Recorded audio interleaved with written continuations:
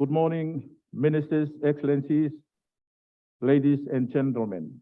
Welcome back to the final day of the Regional Committee meeting of WIPRO. I know that this morning there's a special day for one of the ministers, member of the committee, Minister from New Zealand, his birthday today. Happy birthday, Honorable. And it is a tradition in the Pacific that we will sing happy birthday to Minister before we start. Let us all sing happy birthday. Happy birthday to you. Happy birthday to you. Happy birthday, dear Minister. Happy birthday to you. Happy long life to you. Happy long life to you. Happy long life, dear Minister. Happy long life to you. Hip hippie. Hip hippie. Kyla. Thank you.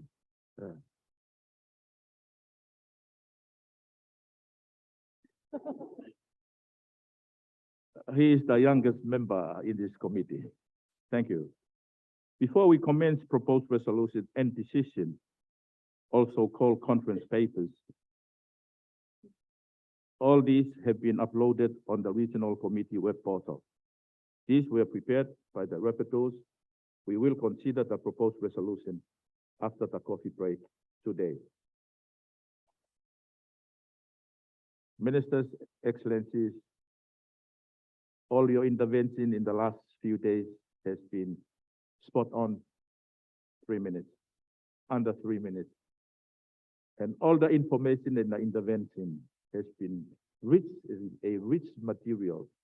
And the Secretariat find it difficult to absorb all the needs and all the materials that has been presented in this meeting.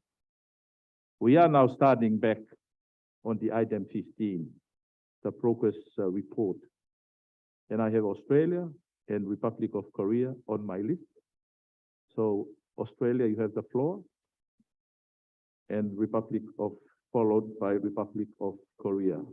Thank you. Thank you, Chair. Australia thanks the Secretariat for its comprehensive updates on technical programs in the region.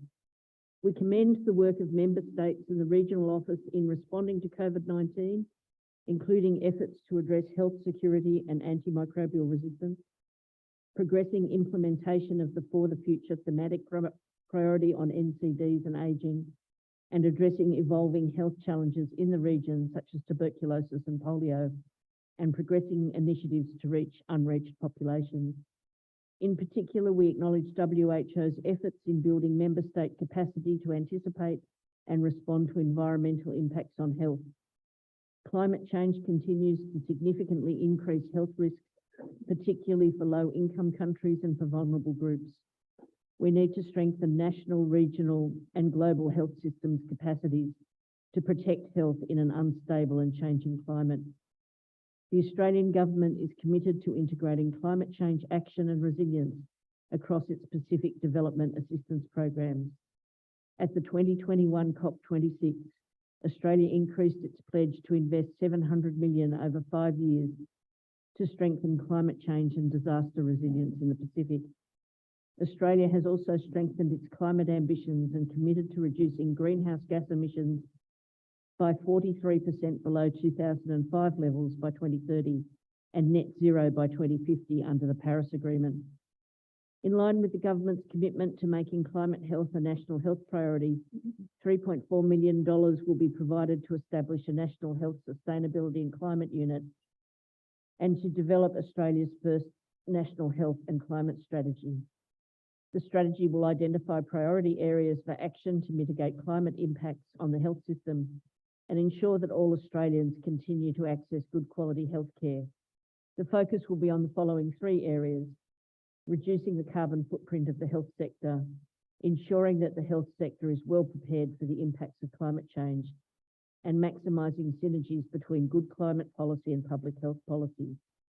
Australia was pleased to recently host the Asia Pacific Ministerial Conference on Disaster risk reduction, where governments and stakeholders acknowledge the importance of building climate and disaster resilience across our region, and commitment to enhancing the interoperability of health and disaster risk management systems to better address the cascading impacts of health and disaster emergencies. We encourage the Secretariat to scale up its work with vulnerable countries to build climate resilient health systems and protect against climate sensitive diseases. In particular, we encourage a further focus on identifying technical work that would better prepare health systems to both manage and respond to climate driven risks. The Australian Government is ensuring we are a critical development partner for the Pacific in the years ahead, and we look forward to working with the region on this. Thank you. Thank you, Australia. Republic of Korea, you have the floor. Thank you, Chair. Republic of Korea is deeply pleased to have this opportunity to discuss health security, climate change, environmental health, and support for reaching the unreached. Korea would like to express respect for the WHO and countries that have dedicated themselves to responding to the threat of health security facing the world.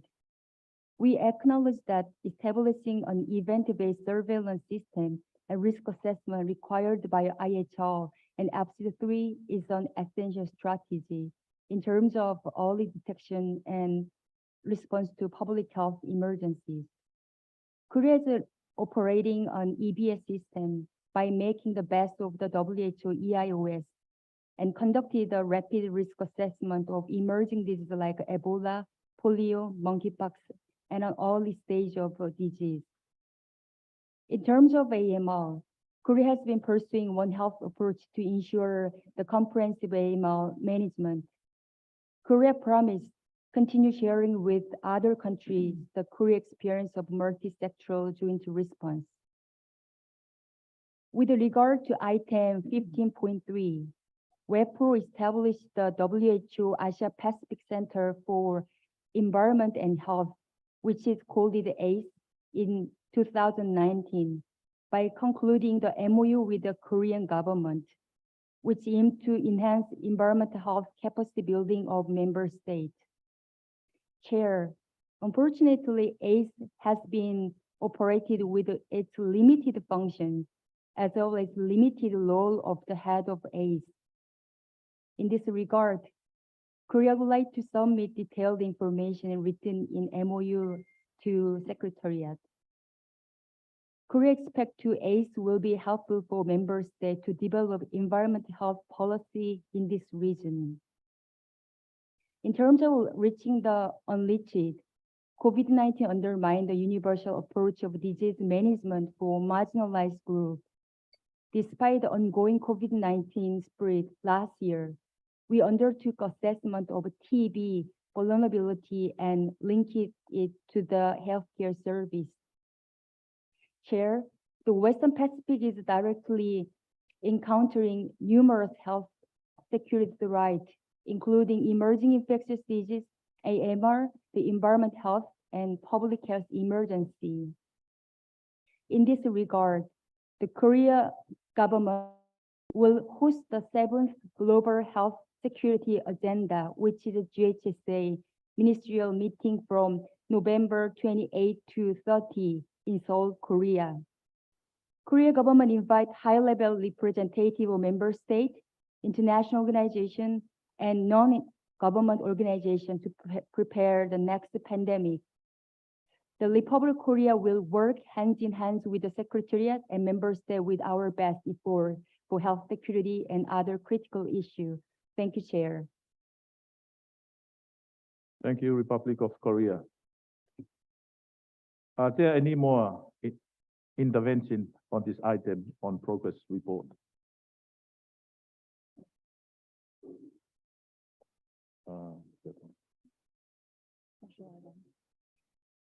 Marshall Island, you have the floor. Chair, distinguished delegates, as of this month, the global number of COVID-19 confirmed cases is over 6 million, with about 6 million deaths reported. Last week, RMI had another active COVID-19 positive case reported, making a total of 15,389 COVID-19 cases since August 8th, 2022, with 17 total COVID-19 deaths for RMI overall. RMI border closure on March 8th, 2020 played a significant role to provide the needed time for the implementation of activities for proactive measures for preparedness against COVID-19 through the country by providing accessibility to COVID-19 vaccines, COVID-19 therapeutics to the communities, the availability of diagnostic testing for COVID-19, as well as the employment of COVID-19 surge staff. Our health ministry's most significant achievement was the enhanced and improved relationships during the multi-sectoral approach with various governments and international partners to combat the COVID-19 outbreak on August 8th, 2022. RMI commends WHO and partners such as US, CDC, HHS, RC Taiwan, UNICEF, POA, and our local leaders for their timely response and immediate support to the community outbreak. This also helped improve and strengthen the revitalization of the infection prevention and control unit and the mobilization of the Marshall Islands Medical Assistance Team. This made a great difference to the number of COVID-19 cases reported for RMI and also led to the collaboration with the existing antimicrobial resistance community and an Outer Island Health Aid, for which we thank WHO for their immense support. Earlier this month, through the support of Green Climate Fund and WHO, RMI launched the project on enhancing the resilience of health systems to climate change and emerging pandemics in the RMI. This project will allow for further collaboration and link into early warning alerts response systems for communicable disease outbreaks, as well as environmental health programs and build capacity. Friends, as a global community, we must continue going forward using the lessons, both good and bad, from the COVID-19 to strengthen health security capacities for future pandemics. In this regard, RMI wishes to reaffirm its support for the development of an actionable health security framework, building on the achievements of Asia Pacific Strategy for Emerging Diseases and Public Health Emergencies, and lessons identified from the response to COVID-19 and other public health emergencies. This will be the best way forward in building and securing a safe and healthy future for generations to come. Kamul Dala, and thank you. Thank you, Marshall Island. Any more intervention? If not, I understand that the following non-state actors have submitted a video statement on this agenda item. International Federation on Aging, Drugs for Neglected Disease Initiative, and International Association for Hospital Palliative Care. Secretariat, please play the video. Thank you.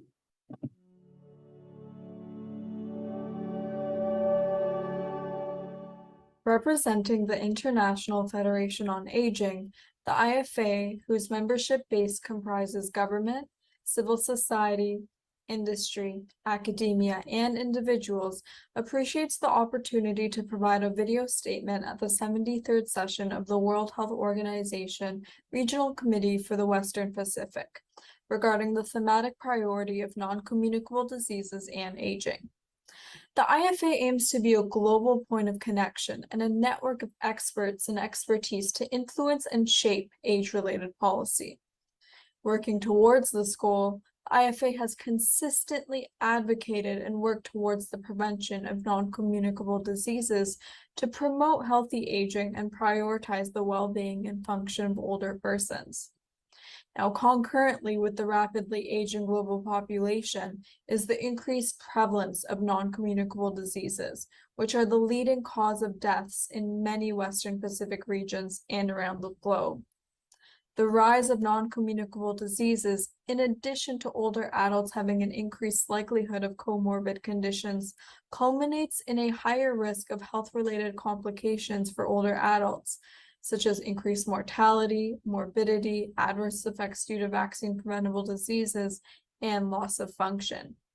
Now, more than ever, there is a need to not only protect the progress made in health throughout life, but to respond to gaps and strengthen pathways through the key pillars of prevention, access, and equity, all required to drive the agenda of healthy aging forward. Therefore, to reduce the burden on health systems and improve the quality of life of older persons, the IFA calls on states to reorient health decision-making to focus on the quality of life and functional ability of older persons through an integrated life course approach, which is not independent to the dialogue and decision-making on immunization, health promotion, rehabilitation, and non-communicable disease prevention.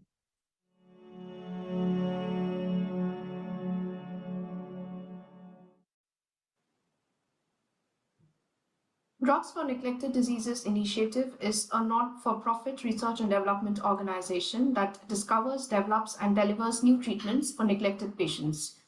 Here is our statement on agenda item 15.3, Climate Change, the Environment and Health.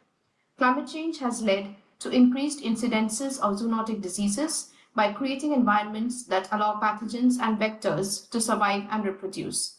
Rising temperatures and increasing rainfall has not only expanded geographical areas in which vectors thrive, but also the length of transmission seasons. Climate change will affect the geographical range, seasonality, and incidence rate of climate-sensitive diseases such as malaria and dengue, and will have direct and indirect impacts on the ability of countries with fragile health systems to cope with increasing burden of disease. It is therefore necessary to incorporate strategies to manage such impacts on health outcomes in adaptation efforts. There is a pressing need to prioritize R&D for climate-sensitive diseases, which are most likely to be neglected by the market.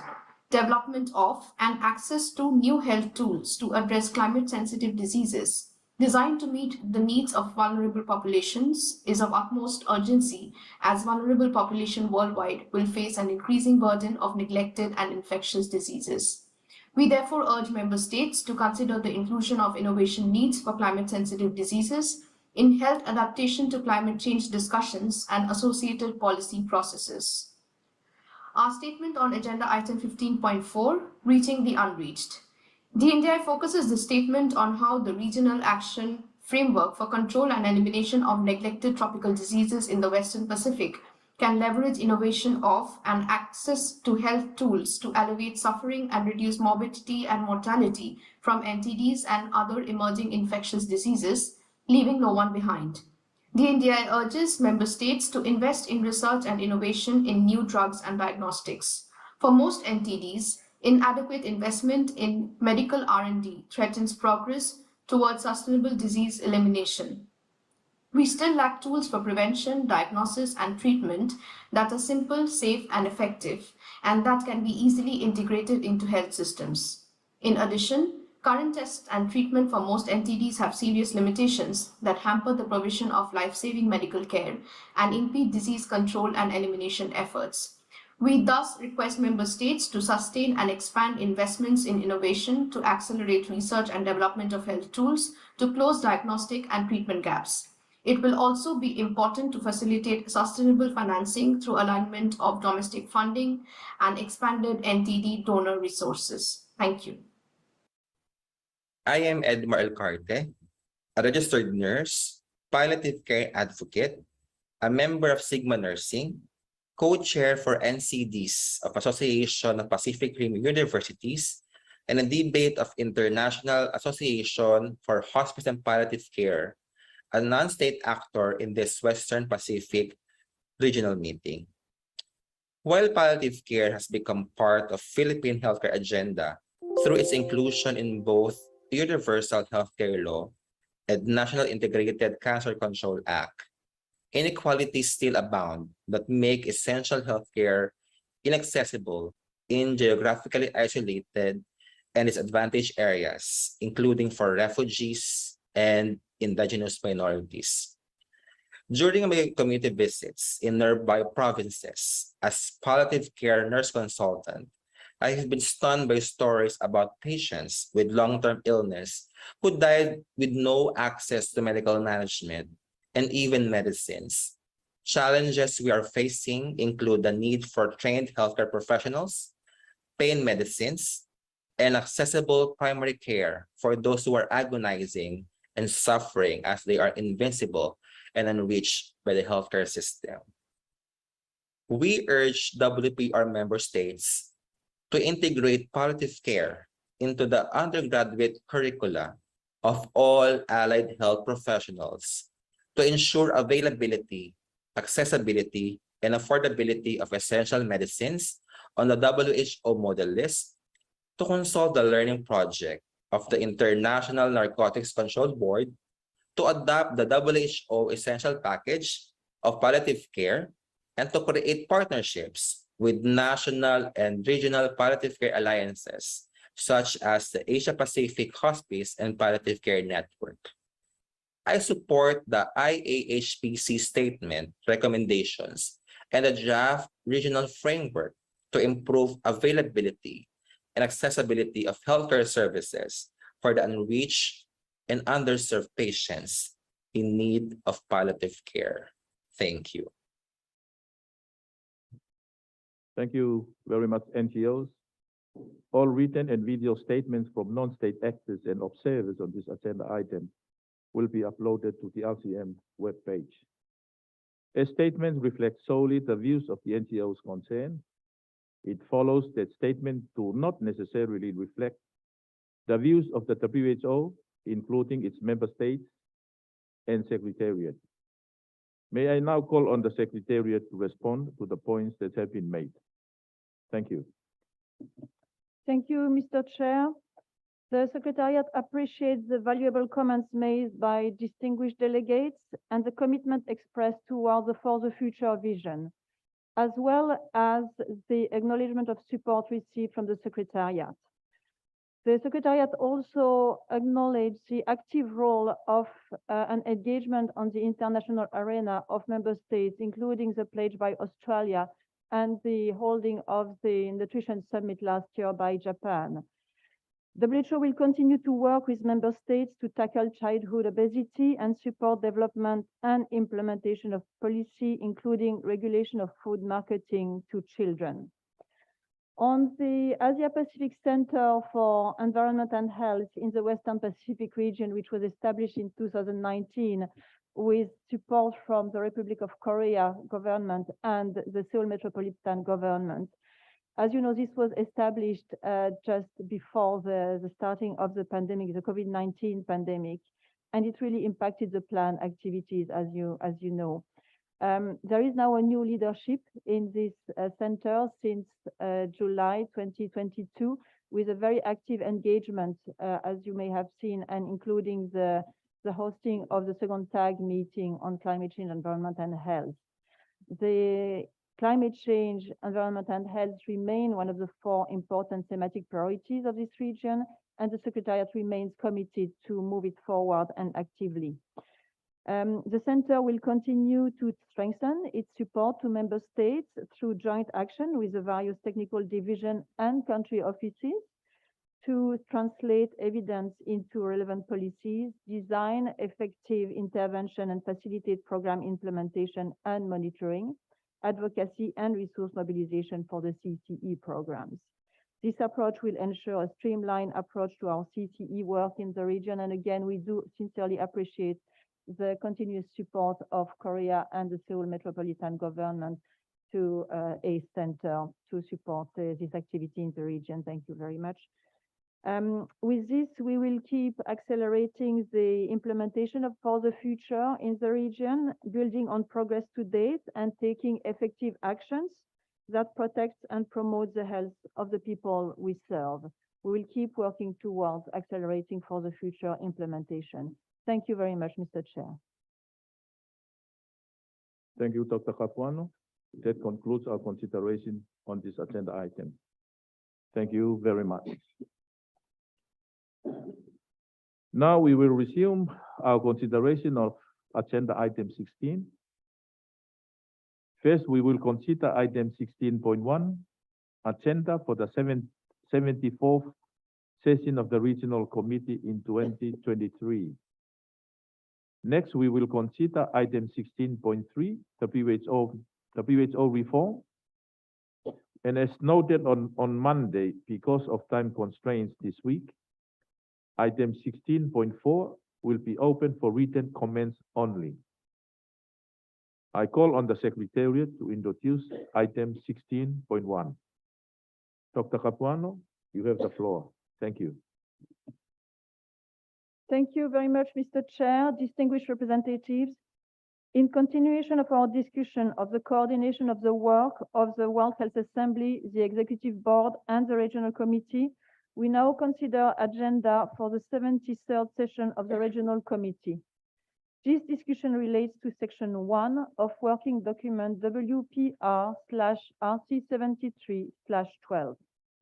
For the past 6 years, we have used a revised approach to development of the Regional Committee agenda, whereby we start the process of identifying main technical agenda items through holding a discussion on possible items at the Regional Committee the year before.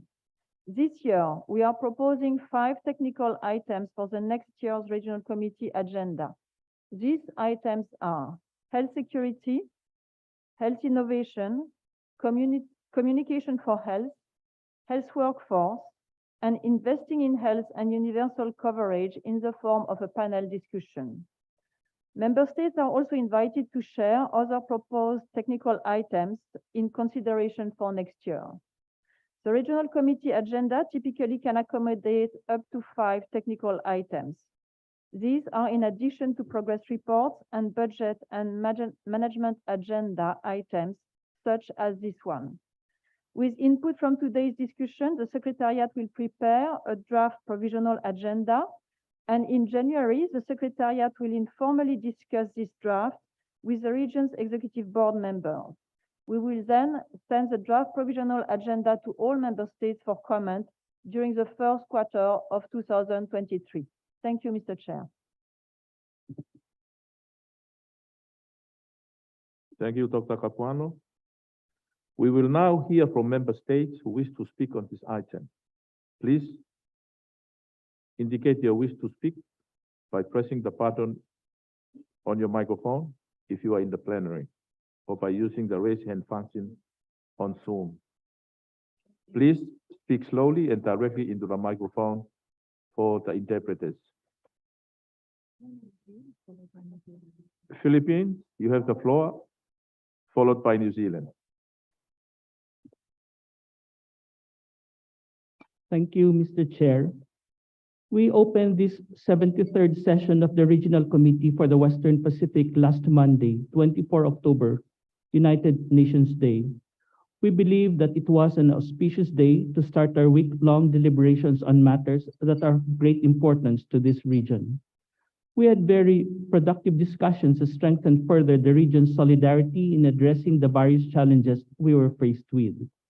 And so we look forward to the 74th session of the Regional Committee next year. We note the proposals for agenda items for the 74th session in Annexes 1 and 2 of the document WPR/RC73/12, and we think that these are important topics and of our relevance to enhancing our work and achieving the health priorities for the future towards the healthiest and safest region. In addition, Mr. Chair, this body would like to recall fruitful discussions we had during the special sessions where our delegation made the proposal to take lessons from our recent experience with regard to governance and develop or update procedures, regulations that may be applied in the future, and to reflect the same in the rules of procedures and or other appropriate issuances. We also learned from those discussions that some regions or the Health Assembly had certain rules that may have been relevant or applicable to a region, but which are not articulated in our rules. The member states would appreciate guidance or recommendations from the Secretariat on how these rules could be amended and updated to be more responsive to similar situations in the future, thus improving the efficiency in the work and conduct of business of the Regional Committee. A report from the Secretariat for consideration by member states next year will be helpful. Thank you, Mr. Chair. Thank you, Philippines. New Zealand, you have the floor, followed by Republic of Korea. Thank you. Chair, and I acknowledge the comments by Philippines I'd like to add further. I have the honor to deliver this statement. Merci beaucoup. Je remercie les Philippines et je tiens à vous préciser que je m'exprime ici au nom d'un certain nombre d'États membres, parmi lesquels l'Australie, le Japon, la Mongolie, la Nouvelle-Zélande, les États membres du Pacifique, les États-Unis et le Vietnam. Nous nous félicitons des discussions productives que nous avons eues cette semaine au cours de la 73e session du comité régional et nous félicitons déjà à la perspective de la 74e session qui se tiendra l'an prochain. Nous avons entendu les interventions d'un certain nombre de délégations cette semaine et certaines suggestions selon lesquelles il serait bon de revoir le règlement intérieur du bureau régional en vue de les moderniser, de les actualiser et de combler certaines lacunes qui se sont faites jour et de veiller à ce que ce règlement permette une communication efficace et transparente en temps utile entre le secrétariat et tous les membres du bureau régional. Nous demandons au secrétariat de préparer un rapport qui sera soumis à l'examen des États membres à la 74e session du comité régional, un rapport contenant des recommandations sur la manière dont le règlement pourrait être modifié pour améliorer la conduite des activités du comité régional et se rapprocher de bonnes pratiques, y compris notamment l'utilisation d'une terminologie neutre en termes de genre, l'identification de démarches et de procédures claires pour la direction du bureau régional en cas d'absence inopinée et d'améliorer les moyens de consultation intersession et de communication de l'information d'importance aux États membres en temps voulu. Dans ce rapport, nous aimerions que le secrétariat fournisse des informations concernant les bonnes pratiques tirées des règlements applicables dans les autres régions de l'OMS, ainsi que celles émanant du Conseil exécutif de l'Assemblée mondiale de la santé ou d'autres instances des Nations unies. On behalf of Pacific Islands and other countries that has been mentioned. Republic of Korea, you have the floor, followed by Malaysia. Thank you, Chair. We would like to convey sincere appreciation to the Secretariat for the proposed agenda item 16.1. We agree to discuss a new action framework of health security to replace or supplement FCD3. As IMB is working on new treaty, we suggest taking into consideration some elements such as the linkage between treaty and IHR and outcomes for IMB consultations. One of the proposed agenda items is 5, investing in health and UHC with panel discussion, which is critical in times when COVID-19 limited access to essential medical services. Building on lessons learned from COVID-19 crisis, Korea is coming up with a comprehensive framework to improve or secure access to essential health services. This framework will include fostering and supporting essential healthcare workforce and expansion of essential medical services. We would like to propose that investing in health and UHC covers essential medical services and hope to have an opportunity to present relevant Korean policy. Thank you. Thank you, Republic of Korea. Malaysia, you have the floor. Mr. Chair, Malaysia wishes to applaud the WIPRO Secretariat for a commendable list of agenda items proposed for the 74th RCM schedule to be held in 2023. We note the technical agenda items and panel discussions, and we are pleased to see that these agenda items have evolved over the years as we now look forward to the respective frameworks. We are particularly delighted to note the progress for the panel discussions item on communication for health C4H. In fact, this is aligned to Malaysia's efforts to propose as a resolution at the 152nd session of the WHO Executive Board in January 2023, entitled Behavioral Science for Better Health. Malaysia wishes to appreciate all the WHO staff for the good work done, particularly during these trying times of the pandemic. We value the sacrifice, effort, and assistance rendered to all the member states. We are particularly appreciative of our WHO country office and want to say thank you to the WIPRO office staff. Thank you, Mr. Chair. Thank you, Malaysia. Singapore, you have the floor. Thank you, Chair, and good morning to all. Singapore thanks the Philippines and New Zealand for their intervention.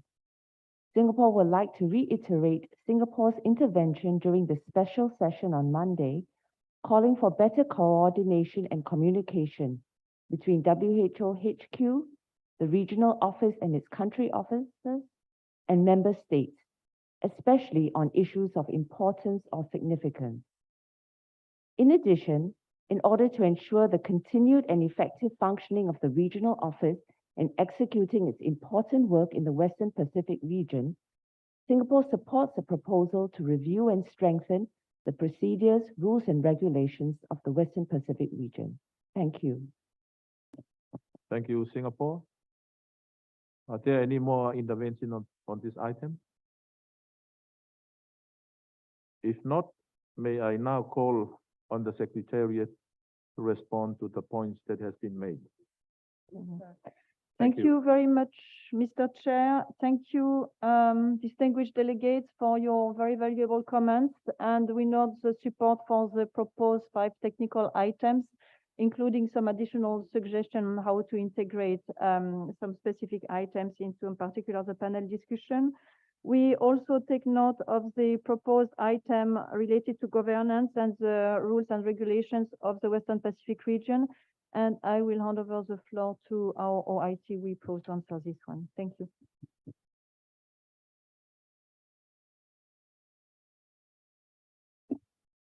Thank you very much, Chair and colleagues. Good morning to everyone. And I would like to thank to those delegations, particularly New Zealand on behalf of the Pacific Island countries, and then also Malaysia, who raised the issue of reviewing the rules of procedure for the regional committee. And you raised it on behalf of several member states. Let me point out that the Secretariat would be very pleased to facilitate this review process and present it at the next regional committee meeting. We can certainly look at options to address the issues that have been raised, including those that relate to the arrangements for covering the unexpected absence of the regional director and the intersessional consultation with the regional committee. For example, we could consider to formalize the role of the RC officers between the 2 sessions to allow the regional director and also the Director General to reach out to them and consult them on urgent and unexpected issues that might arise during the year. And while we do so, we should also keep the excellent tradition that this region used to have to consult the 5 EB members of the region as well during the course of the year. But we have to find a way how we can bring these 2 processes together.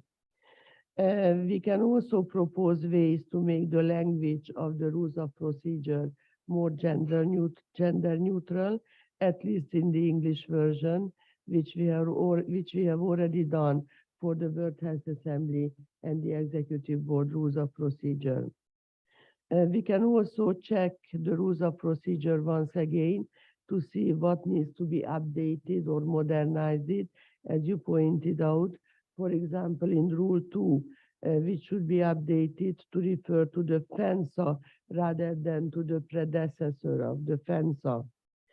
We can also look and suggest how the rules of procedure could be adapted to the best practices from equivalent rules from other WHO and possibly other UN bodies as well.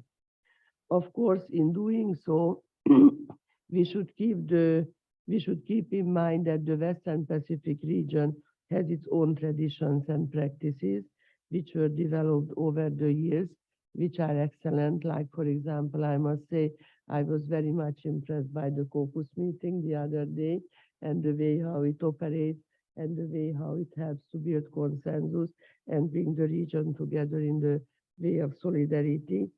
To discuss the EB membership, to discuss World Health Assembly officers, and also to agree on who should be the speaker on behalf of the Pacific Island countries. So we may not always want to simply follow the other committees that operate in every case, but take into consideration what needs to be changed, what needs to be modernized, while keeping the good practices. So we could definitely set out some options for your consideration. And as to the process, what we could envisage and what we could agree already now with your permission, Chair, is to organize a consultation with the WEPRO countries on the margins of the World Health Assembly next year. Many of you will be present there physically, others can join online, and then we can discuss various options, and then we can agree on what is it that we put forward to the regional committee next year for consultation or for agreement, for your guidance agreement and approval. Back to you, Chair. Thank you. Thank you, Dr. Capuano and Dr. Jacob, for your response to issues raised by member states. We will now consider item 16.3, in which the Secretariat will update on workplace culture and organizational change and prevention and response to sexual exploitation, abuse, and harassment. Document RC 73/INF/3, and I call on the Secretariat to introduce this item. Thank you. Dr. Capuano? Yes. Thank You have you, the floor. Mr. Chair. Distinguished representatives, I'm pleased to report an update on workplace culture and organizational change within the Western Pacific region. Within the organization broadly, managerial reforms are aimed at contributing to greater accountability, transparency, and a culture of evaluation and learning. Within the Western Pacific region, in February 2022, we collectively embarked on a process to strengthen and improve our workplace culture and strengthening our organizational efficiency to enhance our ability to serve all of you, our member states. Since February, we have been working on three broad areas of reform. First, strengthening and expanding existing systems for reporting and responding to complaints about harassment, bullying, and abusive conduct. Two, simplifying and improving internal processes. And three, building a stronger workplace culture, a culture we can all be proud of. More details can be found in document RC 73/INF/3, update on workplace culture and organizational change within the Western Pacific region, including an overview of the region's work on the prevention and response to sexual exploitation, abuse, and harassment. With your agreement, Mr. Chair, I now invite Dr. Angela Pratt to deliver a presentation further outlining the progress and future direction of this work, to be followed by some remarks from our Staff Association Chair and a short presentation on our work on prevention and response to sexual exploitation, abuse, and harassment. Over to you, Angela. Thank you very much, Corinne, and it's really my great pleasure to present to member states this morning the work in a little bit more detail than we usually would for an agenda item, knowing your interest in this issue. So it's really my pleasure to present to all of you the work that we've been doing over the last 9 or so months in this area. So in February of this year, we convened the approximately 900 members of our workforce across the region in a 3-day virtual retreat. Next slide, please. The purpose of that retreat was really twofold. It was to discuss our progress on supporting all of you to implement our For the Future vision, but also to discuss WHO's working culture and environment in the region, the impact that the COVID-19 pandemic has had on that, and most importantly, how we could work together to strengthen and improve our workplace culture. To inform the discussions at the retreat, we did a survey pre-retreat, open to all members of the workforce in the region to participate in. And to be frank with all of you, the results presented a very mixed picture. On one hand, there were some very positive findings, which we think reflect the pride that people have in working for WHO in this region. But there were also some findings that were frankly very concerning. I've highlighted just a couple of them here on the last point on this slide. The first was that quite a significant proportion of the workforce perceive that discrimination happens based on country of origin, race, ethnicity, and thinking style. And a very worryingly high number report experiences of harassment, bullying, and abuse in the workplace. Next slide, please. So the results of the survey provided the foundation for some really important discussions during those 3 days in February within teams across the region. And in response, at the end of the retreat, the regional director and the senior management team committed to change in 3 broad areas, which Corinne just mentioned a few moments ago. The first, strengthening and expanding existing systems for reporting and responding to complaints. The second area is to simplify and improve internal processes. And the third area, to reshape the region's workplace culture into one that we can all be very proud of. Importantly, I want to point out that there was recognition both during those discussions in the retreat and in all of the work that we have done subsequently, that this work is really important.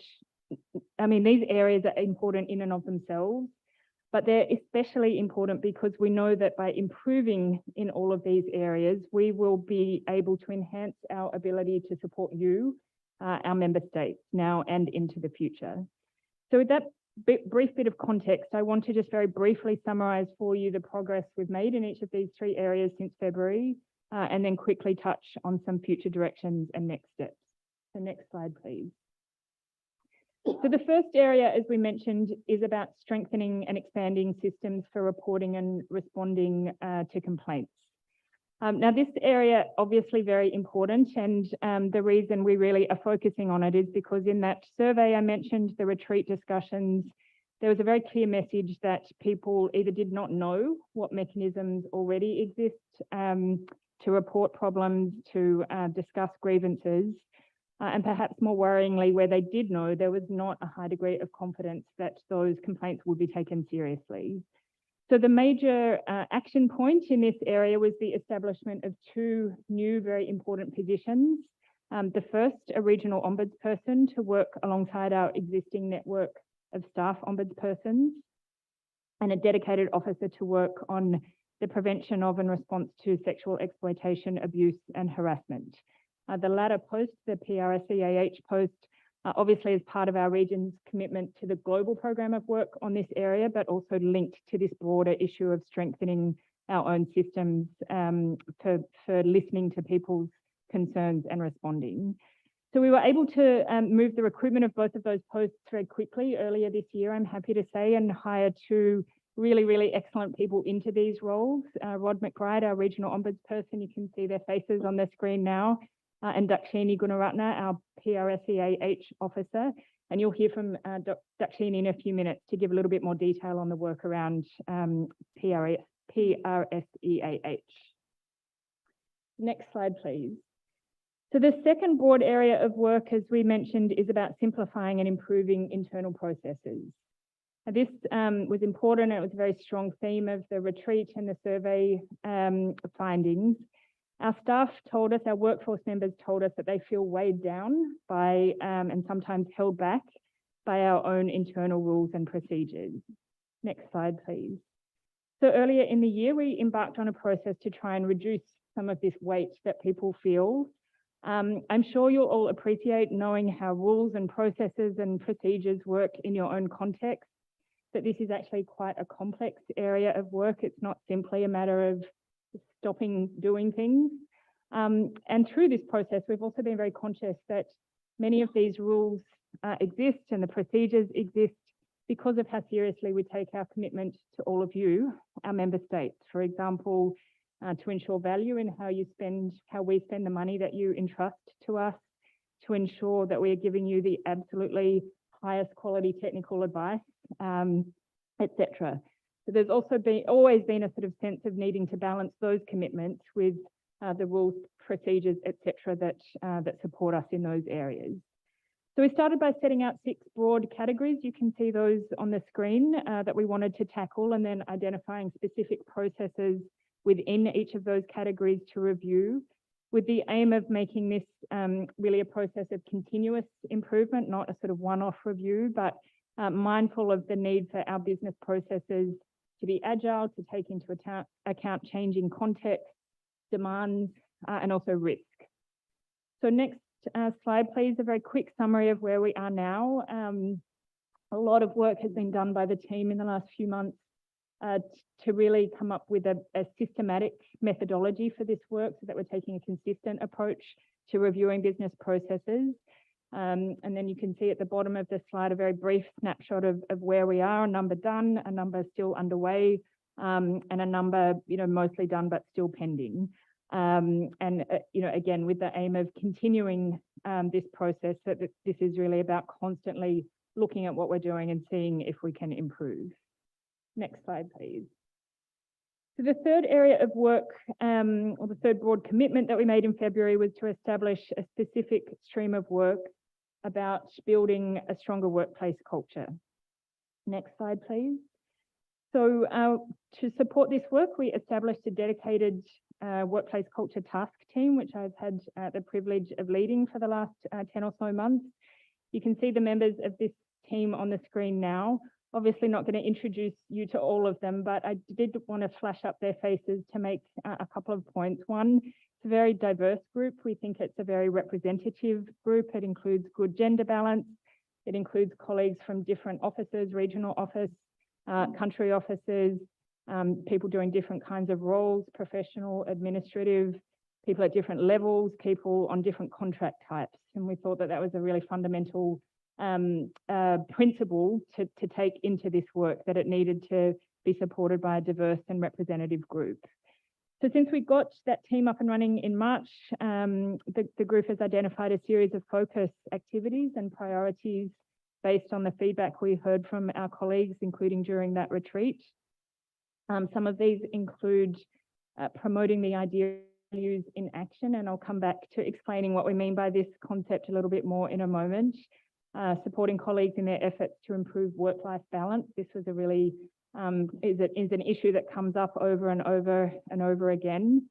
The team's work is supported by a newly established dedicated secretariat, as well as two very experienced and skilled external consultants who we're very lucky to have working with us to support us in this area. Next slide, please. So in addition to the task team looking at this issue specifically, there have been a range of other initiatives. Just to quickly give you a flavour, again, without going into the details. The regional director and senior managers, many senior managers adopting open office hours following the DG's practice on this issue. Actually, we've held a series of focus groups with different cohorts, national professional officers, women, young people, G staff, to really understand their experiences and concerns. A capacity building program for senior managers, focusing on developing our skills in creating more inclusive and respectful team environments. The establishment of a career development program, particularly supporting our general service staff and national professional officers. Again, that was something that we heard, that people in those groups do not feel well supported always in their career development. So we are trying to tackle that. And there's a sort of ongoing piece of work around aligning what we're doing in the region with global initiatives that have similar goals. Next slide, please. So from the beginning, we've been really clear that it's not just what we're doing, it's not just about a long list of initiatives and activities, but how we are doing it that is really important. And I want to just take a moment to summarize some of the concepts, the sort of foundational concepts that are supporting this work. The first of these is Talanoa, and honestly, I feel a little bit strange sitting in a room full of Pacific ministers explaining what the concept of Talanoa means, but for those of you who don't know what it means, this is a Pacific word. It's used to reflect a process of inclusive, participatory and transparent dialogue. And the suggestion to use this concept to inform our work came from our Pacific colleagues during the retreat in February. So we've really been trying to learn from the Pacific way in how we approach this work, taking time to have important discussions, building empathy, and through this process, we hope seeking to make decisions, wise decisions for the collective good. The second concept is, I mentioned earlier, the idea of values in action. And it's really about the idea that everyday actions and behaviours should reflect core organisational and personal values. And one of the issues that I think came out of the discussions we've had is that there's some misalignment between people's everyday experiences of the workplace and our organisational values. So the idea of values in action is trying to better align to make sure that the way we interact with each other in the workforce, in the workplace, reflects the values that we ascribe to as an organisation. The third concept, go back one slide, please. The third concept is the idea of co-creation, and this is really a fancy way of saying that we want the workforce to be engaged in how we take this work forward. This won't work if it is just a series of top-down management-led initiatives. So we really seek to design all of this work and take forward all of this work in a way that engages our workforce in a sort of co-collaborative, co-creation spirit. So finally, now to the next slide, please. And then the next one. I just want to very quickly outline some of the future directions in each of those three broad areas before summing up really quickly on some of the next steps. So that first area of strengthening existing complaints and grievance mechanisms, I mentioned we've got those 2 new hires in place. So the big focus of how we take this work forward is really about continuing to build awareness of mechanisms for making complaints and confidence in them, building people's trust in the system, building people's trust that if there is an issue, it will be taken seriously.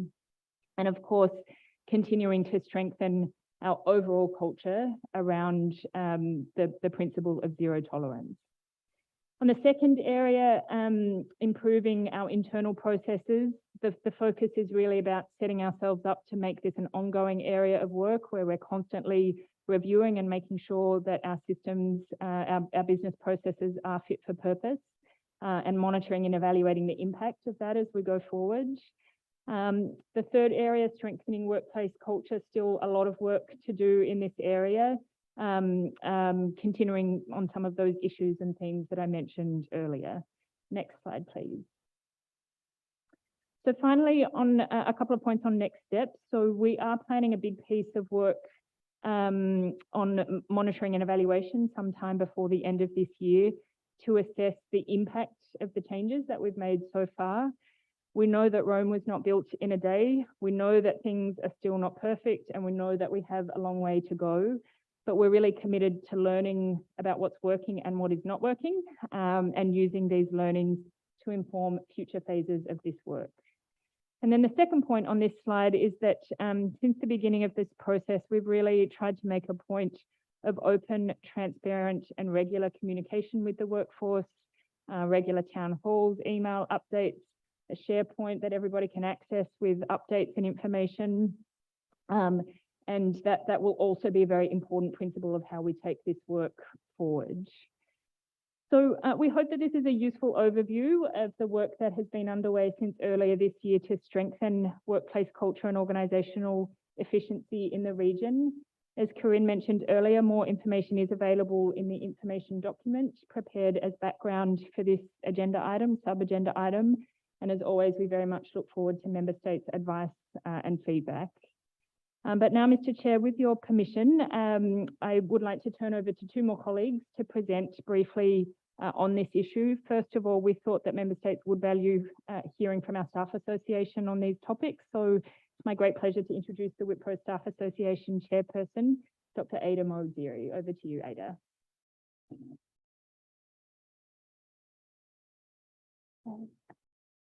Thank you. Sabaidi, Malo Malie Chair, Honorable Ministers, distinguished delegates, WHO Deputy Director General, directors, colleagues, and fellow staff. On behalf of the Western Pacific Region Staff Association, I thank you, honorable delegates, for this opportunity to address you. My name is Ada Mo-Ziri, and I am the chairperson of the Wipro Staff Association, which represents staff in the regional and country offices across the Western Pacific. We exist to foster a spirit of mutual understanding and cooperation among staff, as well as to safeguard staff rights, interests, and welfare.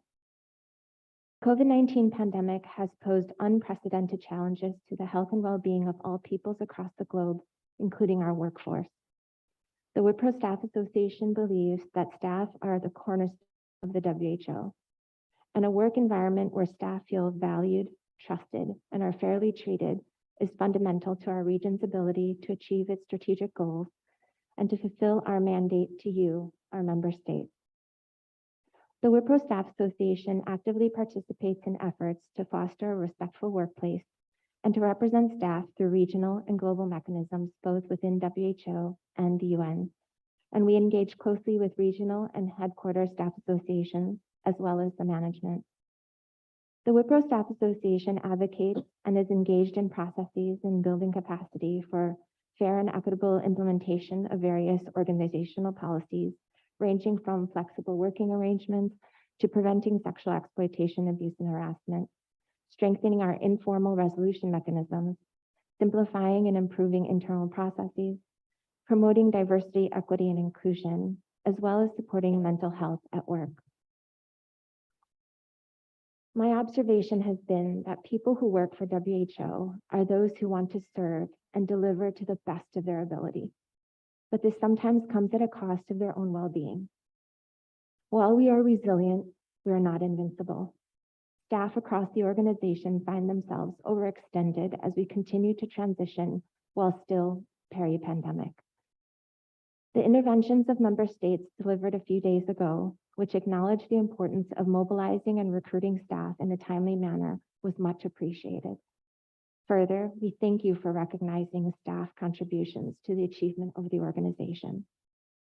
Please allow me to take this opportunity to express our appreciation to current and former Staff Association Committee representatives, both at regional and country office levels, and to the staff who have volunteered their time to the efforts to improve our workplace culture.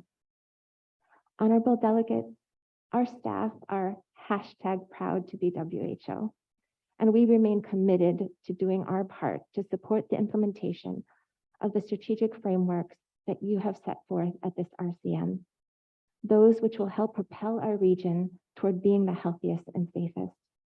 We thank you for your trust to serve alongside you, and we look forward to continuing to do so. Thank you. Thank you so much, Ada. Now, as I mentioned, we know member states have a very strong interest in our work on PRECEA, the prevention and response to sexual exploitation, abuse, and harassment. So to tell you in a little bit more detail about what we're doing in this area, it's my pleasure to introduce our PRECEA Management Officer, Dr. Dakshini Gunaratna. Over to you. Angela.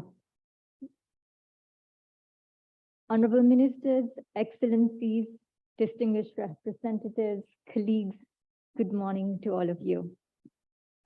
Thank you for the opportunity to present the region's work and priorities on the prevention of sexual misconduct file, which we will call PRECEA for short. A little difficult, a tongue twister, but nevertheless. As maybe we can start the slide deck. Thank you. Next slide, please. As the distinguished delegates are aware, the WHO at the global level undertook an intensive policy review and alignment this year. This was with the aim to strengthen our zero tolerance for sexual misconduct after the events in the Democratic Republic of Congo. As you may see, the global response focused on three main pillars: putting victim and survivors at the center of our response, ensuring accountability, and reforming our cultures, structures, and systems. The WHO in the Western Pacific region fully aligns itself with these priorities and our institution's zero tolerance policy. Next slide, please.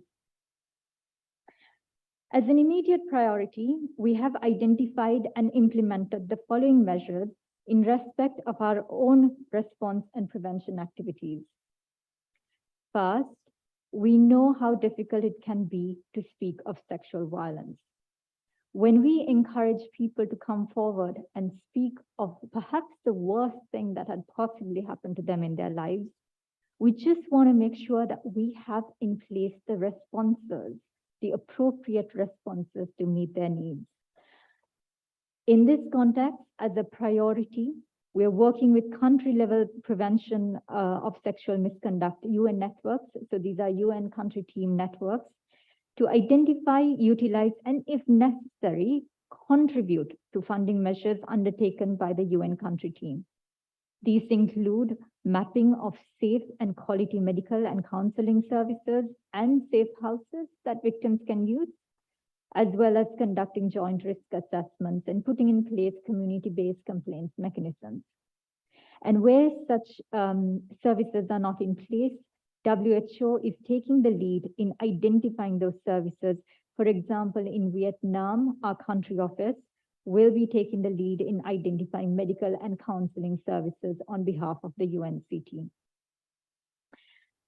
We understand also that the WHO in the past, as an organization, may not have responded in a victim-centric manner to all complaints, and our priority is to bridge that gap. So WHO in the Western Pacific region is now the first region to have initiated systematic trauma-guided trainings to managers and other first responders in an event a concern is brought to them. We have also developed with headquarters standard operating procedures on how to respond. We have provided space for one-on-one discussions to assist individuals to speak confidentially. And we really hope that this confidentiality that we offer and the predictability that we show in the process will allow victims to come forward should they need to. Simultaneously, we are focusing on what measures we can to prevent sexual misconduct from occurring. We know we can't say confidentially that we will prevent every single incident, but we believe the more we understand the risks, the more prepared we are to take immediate measures to mitigate any of those risks, the more aware our staff and communities are on what is prohibited, as well as the consequences, the more integrated that sexual violence prevention is into our programs, then the better prepared we are to prevent these incidents. Next slide, please. Those at the forefront of our work in identifying risks, prevention, and response is our dedicated part-time focal point.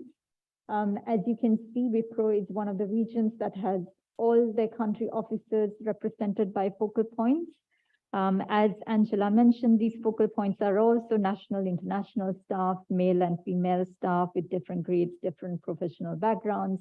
The idea being to create the space for people to come forward. Next slide, please. WHO in the Western Pacific region understands that we need to be proactive and we must continuously understand the gaps in our operations that may create space for sexual misconduct. Therefore, a large part of our work moving forward will revolve around continuously monitoring risks, identifying mitigation measures, adjusting our country action plans, and continuous monitoring, evaluation, and learning. Next slide, please. Understanding how important we believe the identification of risks can be, the Western Pacific region WHO has undertaken to test the global risk assessment tool on sexual misconduct. We have looked to tailor this tool to capture risks relevant to our region and to support the region's needs. Virtual and in-person consultations were conducted in 4 offices in the region: Fiji, Mongolia, Papua New Guinea, and the Philippines. These countries were selected because they represent a diverse array of contexts and perspectives from the region. The consultations were opportunities for colleagues to provide insights into additional risks. These consultations were welcomed by WHO workforce, In general, participants recommended more training, education, and awareness, particularly on what is and what is not considered as appropriate behavior, more transparency in the global accountability processes, as well as more understanding of reporting mechanisms and some clarity in the policies. Feedback from these consultations are being relayed to headquarters. Next slide, please. And in conclusion, distinguished representatives, I want to identify 3 points. Number one, I want to underline that the WHO in the Western Pacific region want to engage in a transparent manner on the challenges that we face.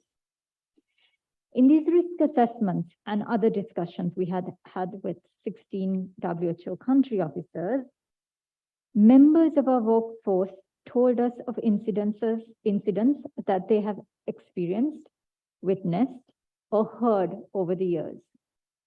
They told us that our staff have not always seen the results from WHO that inspire them to come forward if something happens today.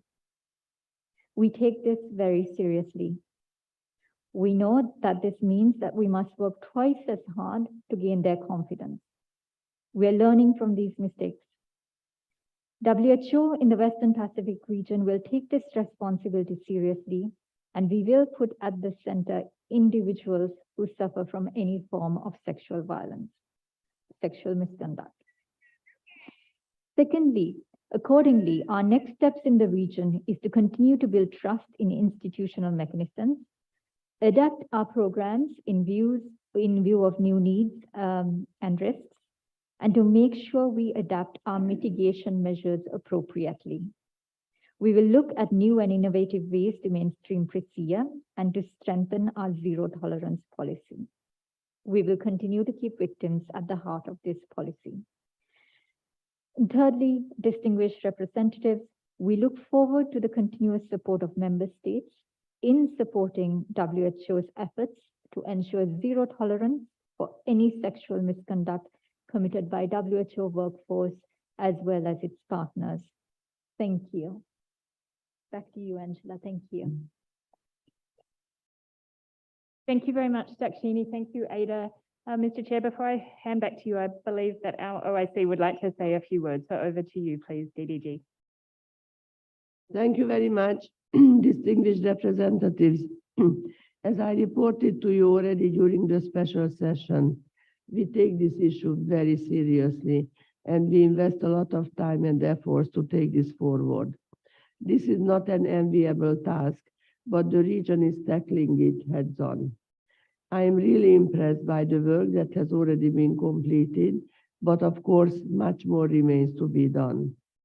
There is a real commitment both from the management and also from the broader workforce. This has to be the work of the whole office, and therefore we involve as many staff as possible to increase the ownership. We organize regular town hall meetings. During the 2 months since I have been here, we already had 3 of them to listen to the staff, take their proposals seriously, and whatever they raise, we follow up and we report back to them at the next meeting to show that we have accountability for the issues that they raise. A lot has been already achieved, but much more remains to be done. Just let me raise a few issues concretely, what we did in the last couple of weeks. The role of the ombudsperson is very important here to prevent and follow up on abusive and unacceptable behavior. And therefore, we made all the efforts to increase the independence of the ombudsperson's office, to give him an office space where staff can go and come out without anyone noticing it. We gave him a separate secretary budget and also facilitate the process of coaching that he's conducting. We also increased the speak up culture in the office, which is very important. Then we give all the support we can to the PRCEH technical officer, and working with her, we are also moving towards a more strategic approach. Then on the administrative processes, We want to streamline it, as you heard already from Angela and colleagues. And our plan is to involve an external contractor to review the processes and the delegation of authority to help us to simplify the processes and to reduce the bureaucracy. And this is exactly what the staff wants, to achieve.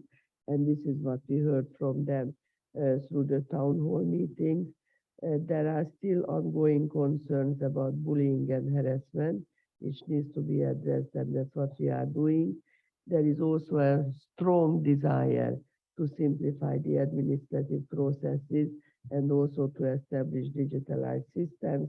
And they also want to improve human resources with more focus on staff development and capacity building and more transparent processes in recruitment and reclassification. So this is the work in summary, and we are fully committed, and we will report back regularly to you. And thank you very much. And with this, back to you, Chair. Thank you, Dr. Jacob and the Secretariat for a very informative presentation. We will now hear from member states who wish to speak on this item. We'll take a few interventions before coffee break. Thank you.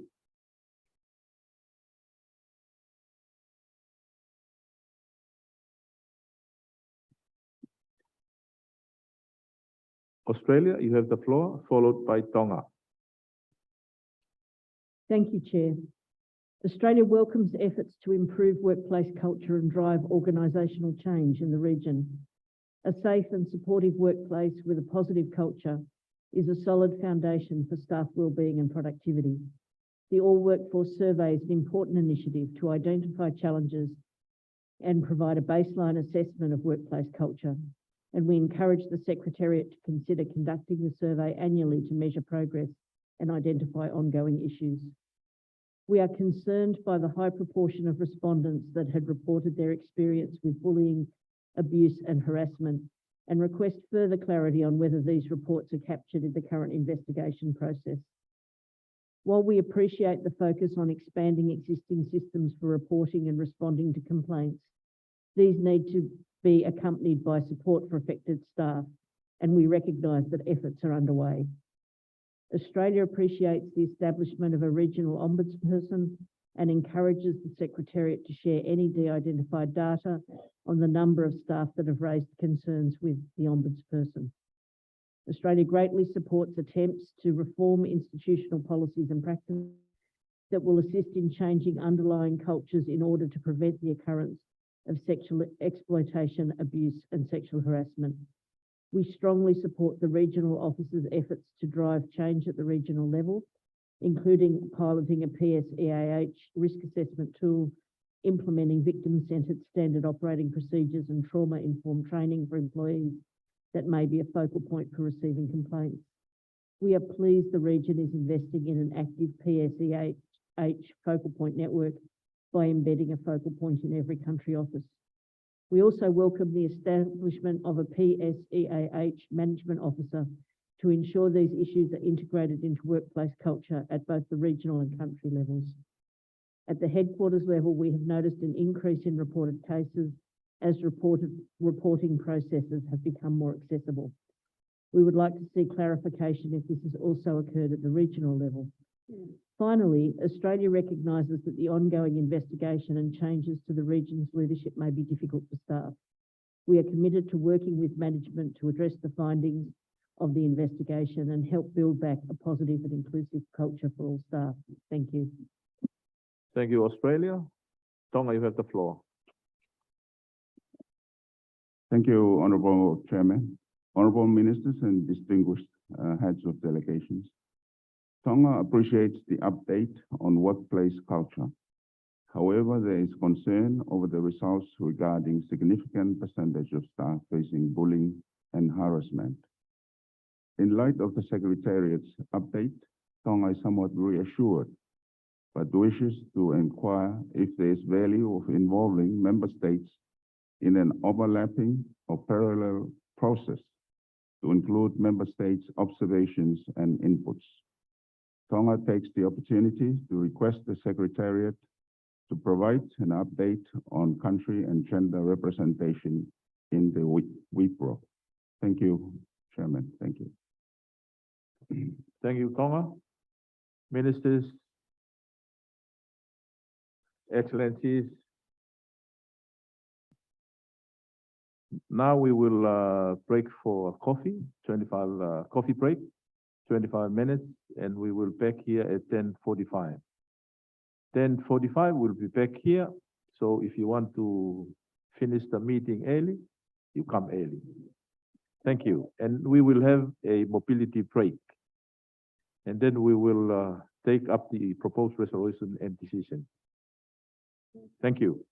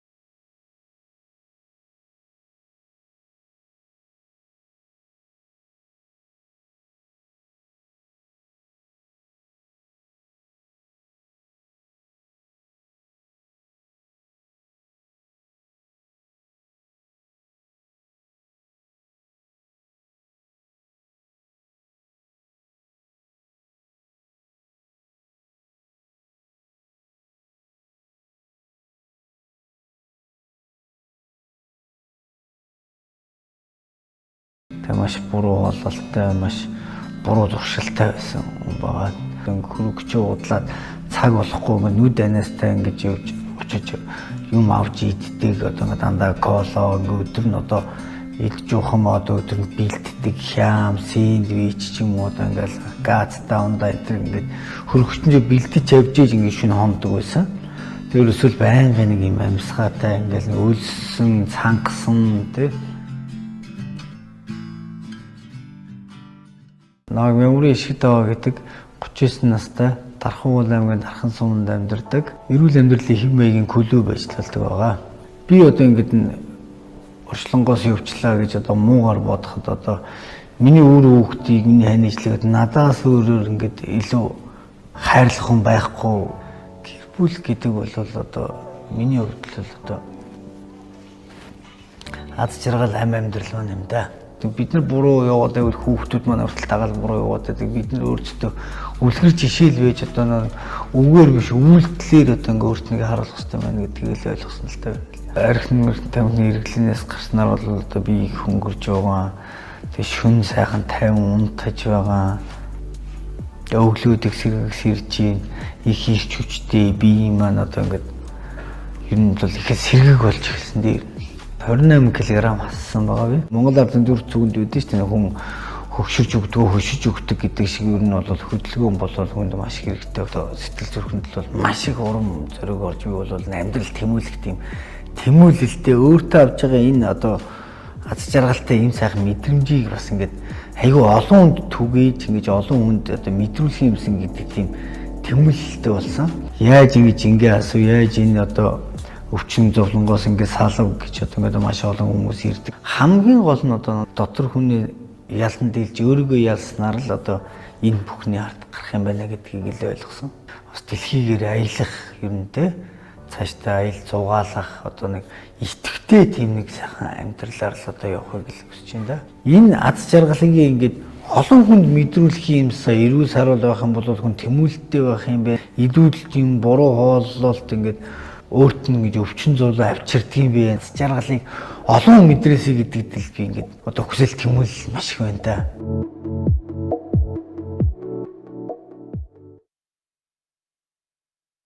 I find it very rewarding to reach out to the women, give them the information. They develop the trust for you to conduct those tests on them. And then when their lives are being saved or when they are treated early, their lives are prolonged. So that is the rewarding part of the work that I do. I find it very rewarding to reach out to the women, give them the information. They develop the trust for you to conduct those tests on them. And then when their lives are being saved or when they are treated early, their lives are prolonged. So that is the rewarding part of the work that I do. My name is Carolina Tamani. I'm originally from Kandawu, the southern part of Fiji, and I'm 62 years old. My role as a nurse midwife in the Fiji Cancer Society is specifically to conduct clinical screening for cervical cancer, breast cancers, and also to conduct awareness in the community regarding the prevention, the symptoms of cervical cancer. A lot of misconceptions makes it difficult for the woman to access, to come forth, to have a pap smear done. For screening, misconception on screening is that the experience is painful and that the instrument used for the test causes cancer, which is definitely not true. I find it necessary to reach out to the community because these women, they face a lot of challenges in life. The information they may not know, whether the television reaches them or they can watch those information on social media to be able to sort of empower them, that is important. So reaching out to the community is very, very important in order to be successful if you want to reduce the cervical cancer morbidity. I can still remember when we did an outreach in the Tailevu Highlands. Women were given the information. They were very shy initially at the first stage, not interested in screening, but with the information that we shared and reassured them about the process of testing, they came forward, whereby we detected twin sisters. They both had positive results. The rewarding part of it is that we saw them going through the referral process until they got their treatment done. So I will remember that because to me it was an experience whereby these women were saved from something that they did not know they had already.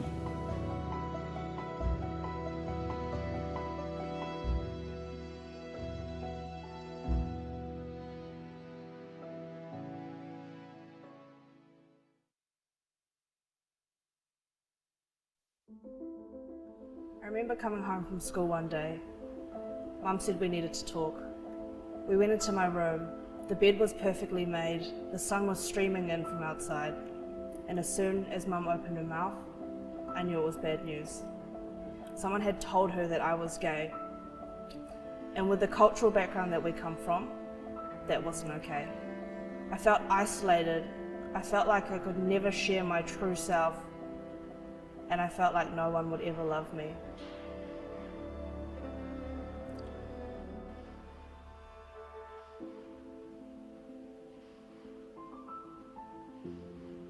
I always felt like people didn't really understand me, and even though I had people around me, I still felt alone, and my mental health declined, and I isolated myself more. Alcohol and drugs started to play a bigger role. Having substances was like a safety blanket for me. It kept me safe from realizing how scared I actually was and how much pain I was actually in. Through my journey of recovery, I've been very fortunate that I've had some mentors who have helped me, who have guided me and taught me what wellness and recovery looks like in Te Ao Māori, the Māori world.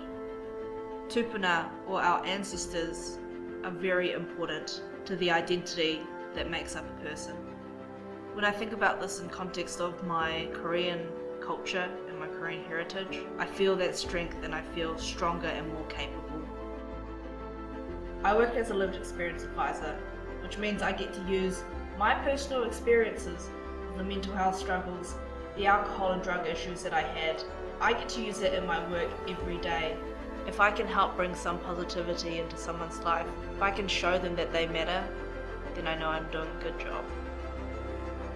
Improving mental health isn't just about accessing services. It's about all of the things that happen outside of appointments or outside of a different service that you go to. It's about what life feels like at home, at school. We all have people that we care about. whether it's our friends, our family, our colleagues, classmates, it's people that we see every day.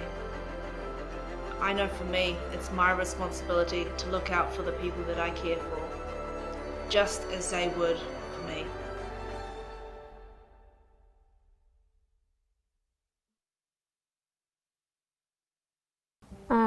Giờ tròn đủ rồi ha, nào là lúa thì một cái hôm mỏ thì bắt đầu của bài bán tu thì cô tu lại thì nhiều lúa,但是thôi anh đi pro lúa thì yêu sai anh sáng có ta thì bài lâu tao nữa hả, thì tất cả mà tất cả mọi lúa thì cũng bảo ok thì có lên nào đó, còn như khử là như mà một lần tăng khí thì có cho một hôm mỏ sẽ bao giờ mà tụi mình họ anh ấy biết cả này vậy thì cái lo thì bao giờ mà hôm mỏ, 但是một số thì bao một lần thìนี่ตัวก็เตอร์ไล่สบายเลยช่างต่างน้องหลายแล้วนะแต่ขอนมาคุยรู้ช่องทักแกเหรอ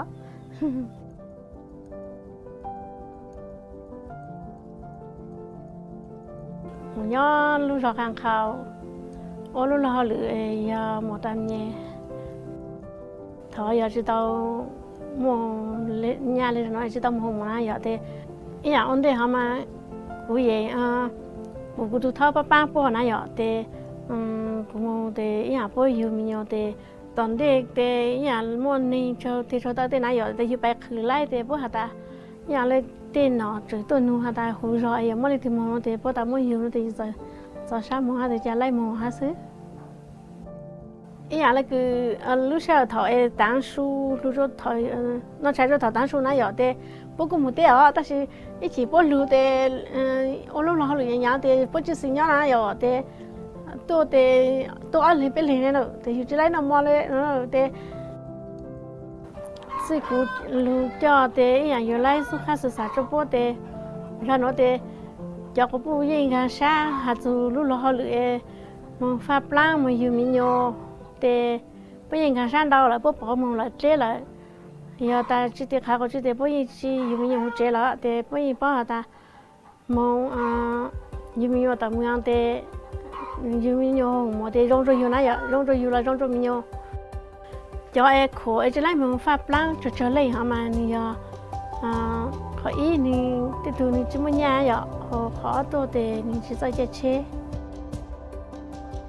nhà này khó nhớ mà chỉ phải hai lần lo hết thì mong thì bố hai thì chỉ bảo yêu hai là bố chỉ bảo họ na thì hai chỉ nhớ lo sao tận đấy yêu lấy mong cho họ nên chỉ bảo cái gì này vậy thì yêu lấy mong hà để tham một để tôi sai thì xong về là vì ba một xong về cho ý anh đại của tôi khi lấy lúa một tấn nhiều nữa là họ rong sát chăm lại thì của ý anh là bố ý từ có bố mình pháp lang là của dây rong sát tạo ý anh yêu lâu nãy giờ thì của cháu lo một cái lúa thèn này hay là nó tấn thì hay là một tuổi sai hay yêu lúa rồi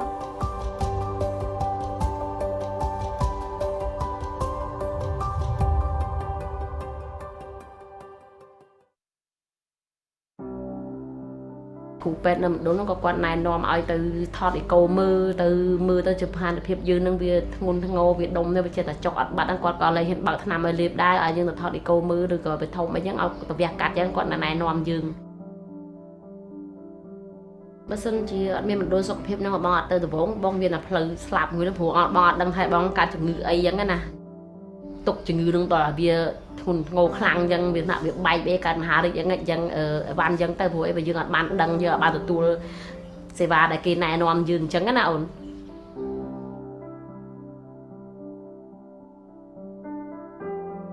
nem nhóm chung sọc vườn nem nhóm miền con pin nè cô là pơ nhóm nơi sắc xa là ở nơi riêng nem nhóm thưa chỉ nè cắt đề hùng chả cả bầu nơi phơi xài mùi nếu nhóm miền tu này tí thưa chế bật thêm crom kỳ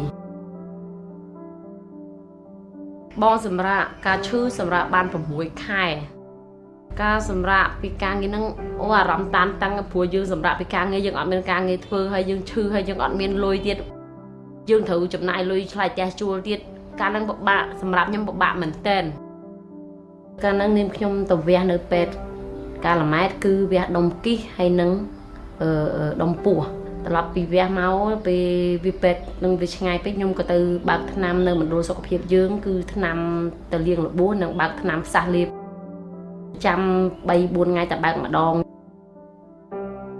មានមណ្ឌលនៅចិត្តផ្ទះអញ្ចឹងវាងាយវានិយាយនោះវាងាយស្រួលអូនវាងាយស្រួលមកចាប់ដឹងពេលយើងឈឺស្កាត់យើងឈឺយប់ប្រលប់អីវាស្រួលវាចិត្តផ្ទះទៅមណ្ឌលសុខភាពរដងប្អូនជូនទៅអត់ប្អូនអត់នៅជិះម៉ូតូឌុបទៅបើសម្រាប់ខ្ញុំផ្ទាល់វាពិបាកបើយើងទៅឈឺទៅមកឆ្ងាយវាឆ្ងាយវាពិបាកសម្រាប់យើងធ្វើដំណើរទៅមកអញ្ចឹងណា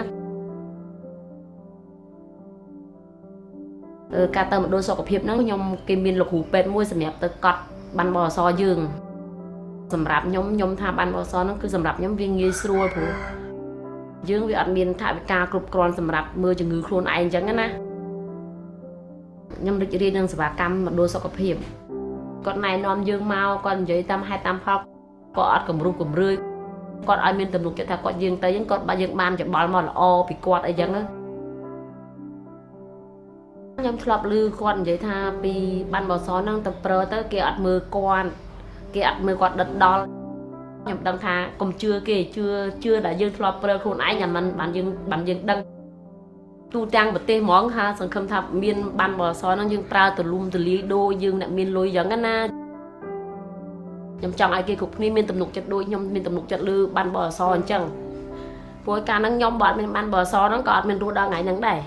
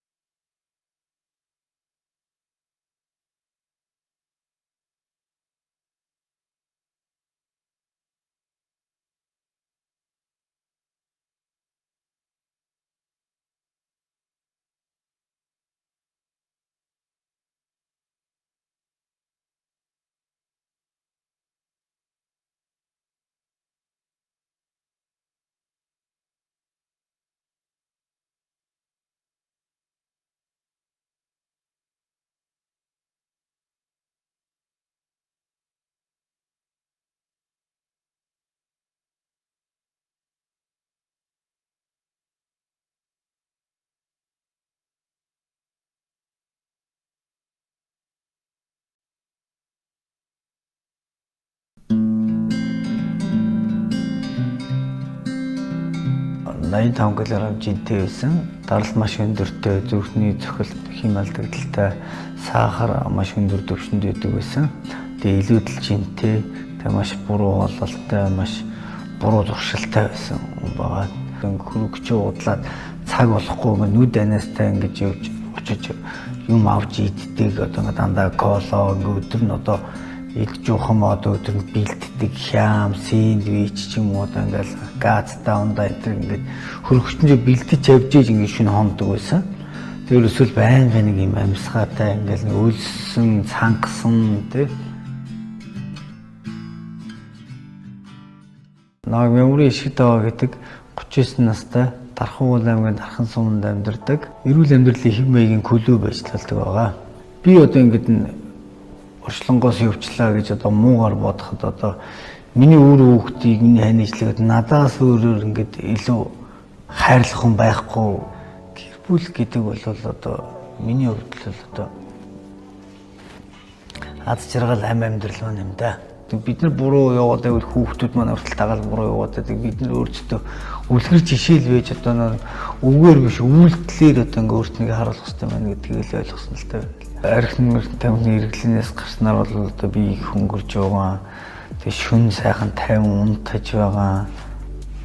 Өглөөдөг сэрж гин их хүчтэй бие маань одоо ингээ ер нь бол их сэргэг болж ирсэн дээр 28 кг хассан байгаа би. Монгол ардын дүр зүгэнд үүдэн шүү дээ хүн хөгшиж өгдөг, хөшиж өгдөг гэдэг шиг ер нь бол хөдөлгөөн болол хүнд маш хэрэгтэй. Сэтгэл зүрхэнд бол маш их урам зориг орж би бол амьдрал тэмүүлэх тийм тэмүүлэлтэй өөртөө авч байгаа энэ одоо аз жаргалтай ийм сайхан мэдрэмжийг бас ингээд айгүй олон хүнд түгээж ингэж олон хүнд одоо мэдрүүлэх юмсан гэдэг тийм тэмүүлэлтэй болсон. Яаж ингэж ингэ асуу, яаж энэ одоо өвчин зовлонгоос ингэ салав гэж одоо ингэ маш олон хүмүүс ирдэг. Хамгийн гол нь одоо дотор хүний ялан дийлж өөрийгөө ялснаар л одоо энэ бүхний ард гарах юм байна гэдгийг л ойлгосон. Бас дэлхийгээр аялах юм те цаашдаа аялал зугаалах одоо нэг итгэвтэй тийм нэг сайхан амьдралаар л одоо явахыг л хүсэж байна да. Энэ аз жаргалыг ингээд олон хүнд мэдрүүлэх юмсаа эрүүл саруул байх юм бол хүн тэмүүлэлтэй байх юм бэ. Идүүлэлт юм буруу хооллолт ингээд өөрт нь гэж өвчин зовлон авчирдаг юм бэ. Аз жаргалыг олон мэдрээсэй гэдэгт л би ингээд одоо хүсэл тэмүүлэл маш их байна да.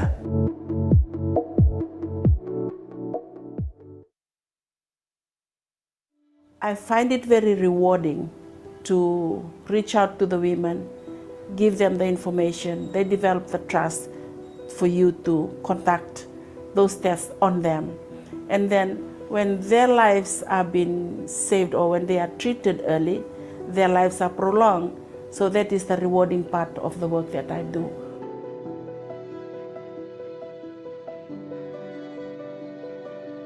My name is Carolina Tamani. I'm originally from Kandawu, the southern part of Fiji, and I'm 62 years old. My role as a nurse midwife in the Fiji Cancer Society is specifically to conduct clinical screening for cervical cancer, breast cancers, and also to conduct awareness in the community regarding the prevention, the symptoms of cervical cancer. A lot of misconceptions makes it difficult for the woman to access, to come forth, to have a pap smear done. For screening, misconception on screening is that the experience is painful and that the instrument used for the test causes cancer, which is definitely not true. I find it necessary to reach out to the community because these women, they face a lot of challenges in life. The information they may not know, whether the television reaches them or they can watch those information on social media to be able to sort of empower them, that is important. So reaching out to the community is very, very important in order to be successful if you want to reduce the cervical cancer morbidity. I can still remember when we did an outreach in the Tailevu Highlands. Women were given the information. They were very shy initially at the first stage, not interested in screening, but with the information that we shared and reassured them about the process of testing, they came forward, whereby we detected twin sisters. They both had positive results. The rewarding part of it is that we saw them going through the referral process until they got their treatment done. So I will remember that because to me it was an experience whereby these women were saved from something that they did not know they had already.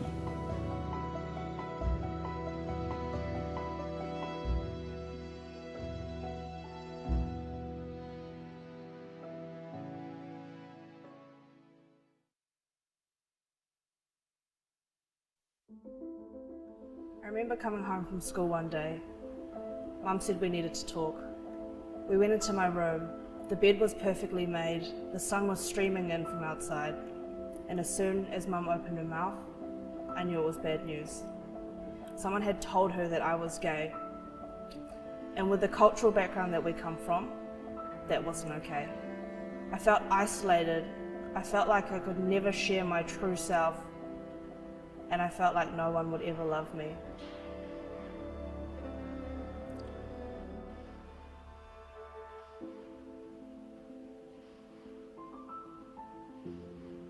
I always felt like people didn't really understand me, and even though I had people around me, I still felt alone, and my mental health declined, and I isolated myself more. Alcohol and drugs started to play a bigger role. Having substances was like a safety blanket for me. It kept me safe from realizing how scared I actually was and how much pain I was actually in. Through my journey of recovery, I've been very fortunate that I've had some mentors who have helped me, who have guided me and taught me what wellness and recovery looks like in Te Ao Māori, the Māori world. Tupuna, or our ancestors, are very important to the identity that makes up a person. When I think about this in context of my Korean culture and my Korean heritage, I feel that strength and I feel stronger and more capable. I work as a lived experience advisor, which means I get to use my personal experiences of the mental health struggles, the alcohol and drug issues that I had. I get to use that in my work every day. If I can help bring some positivity into someone's life, if I can show them that they matter, then I know I'm doing a good job. Improving mental health isn't just about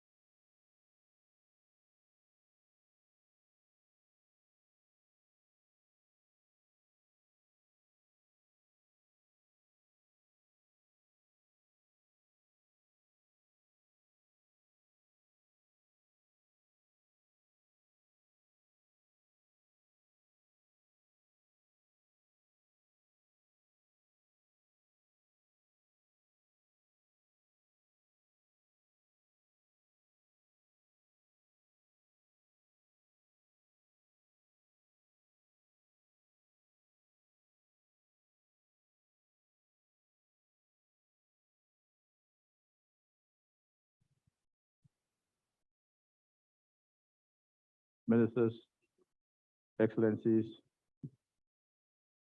welcome back. Let's now consider our 3 resolutions.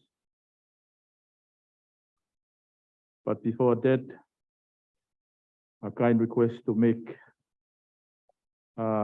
sure you leave your headset in the room before you leave today. There are a few headsets has been missing. You can take the sanitizer. You can take the sweets. You can take the pen, but not the headset. I won't be surprised if you are caught at the airport when you leave Philippines. Let's make sure that the regional committee of WIPRO remains excellent as this meeting. Thank you.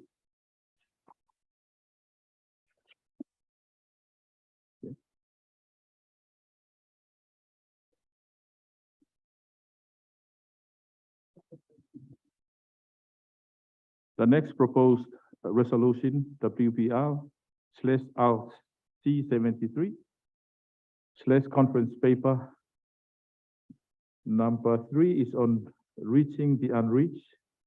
And may I call on the English repertoire to read the resolution with amendments from the draft uploaded in the web portal.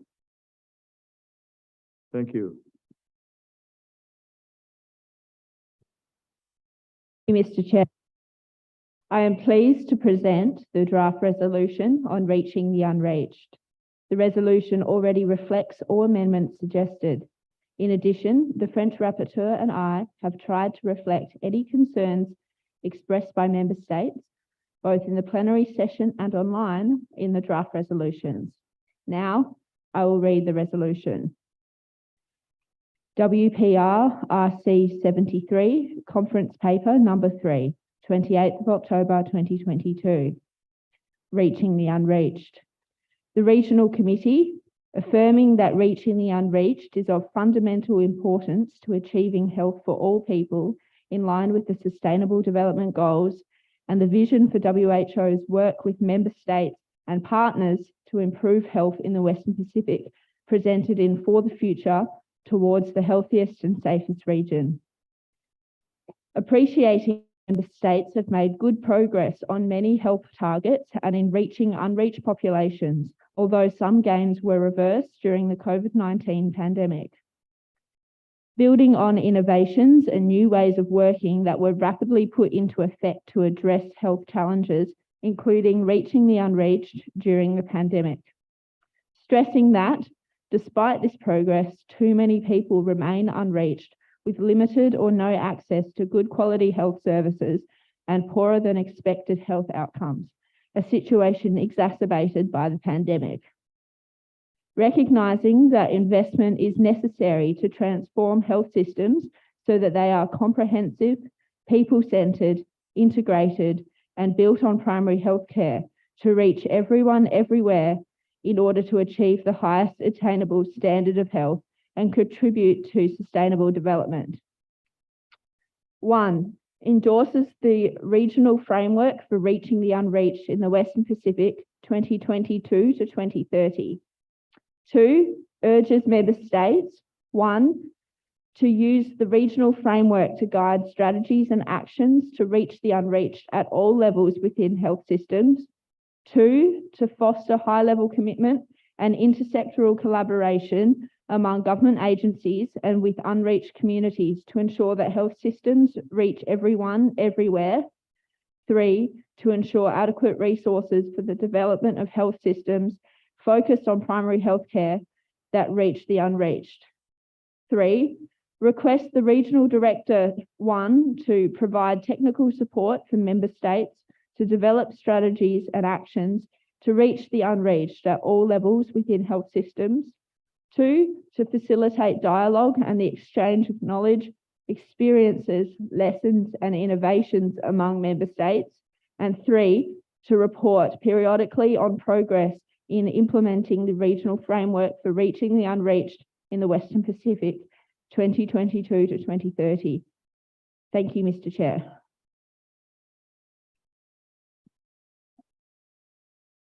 Are there any proposed amendments to the resolution?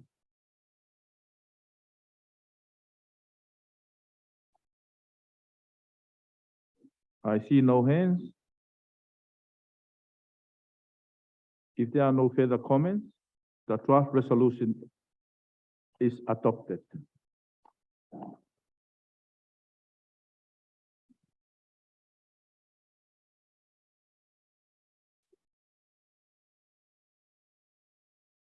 Consideration of proposed resolution item 10 on cervical cancer.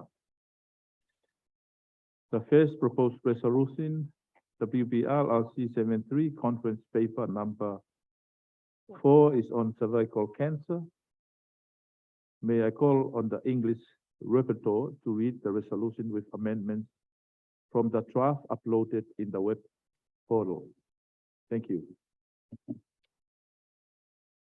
Thank you, Mr. Chair.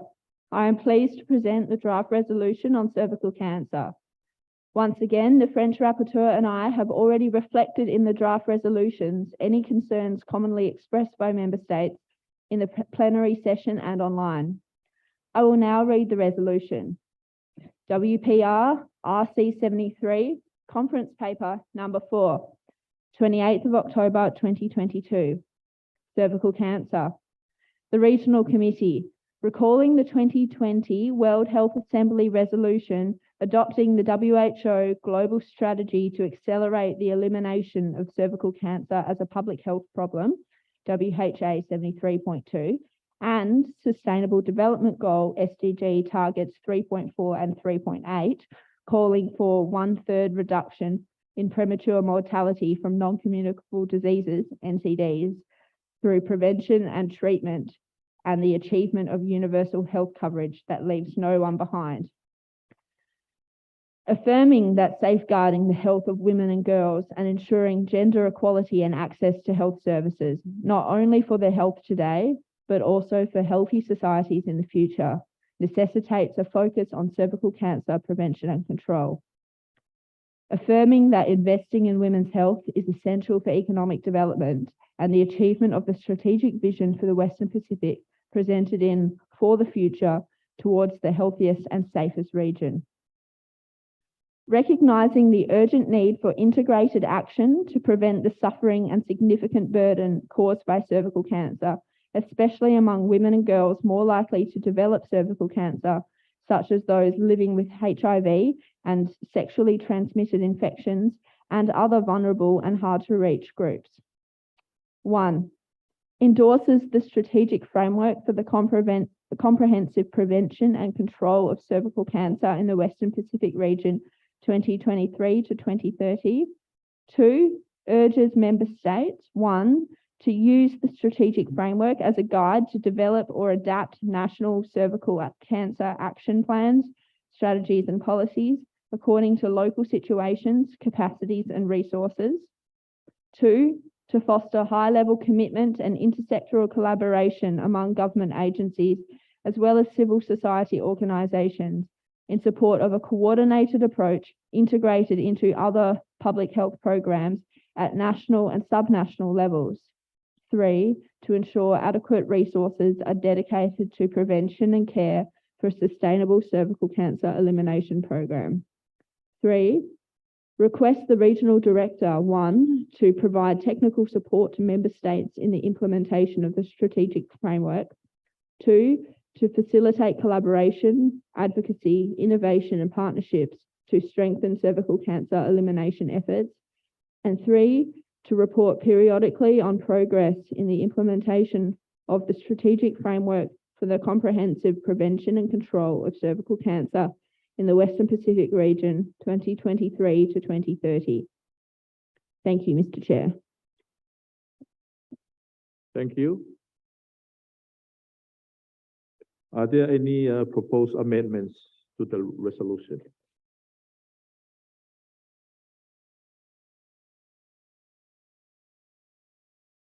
I see no hands. If there are no further comments, the draft resolution is adopted. Thank you.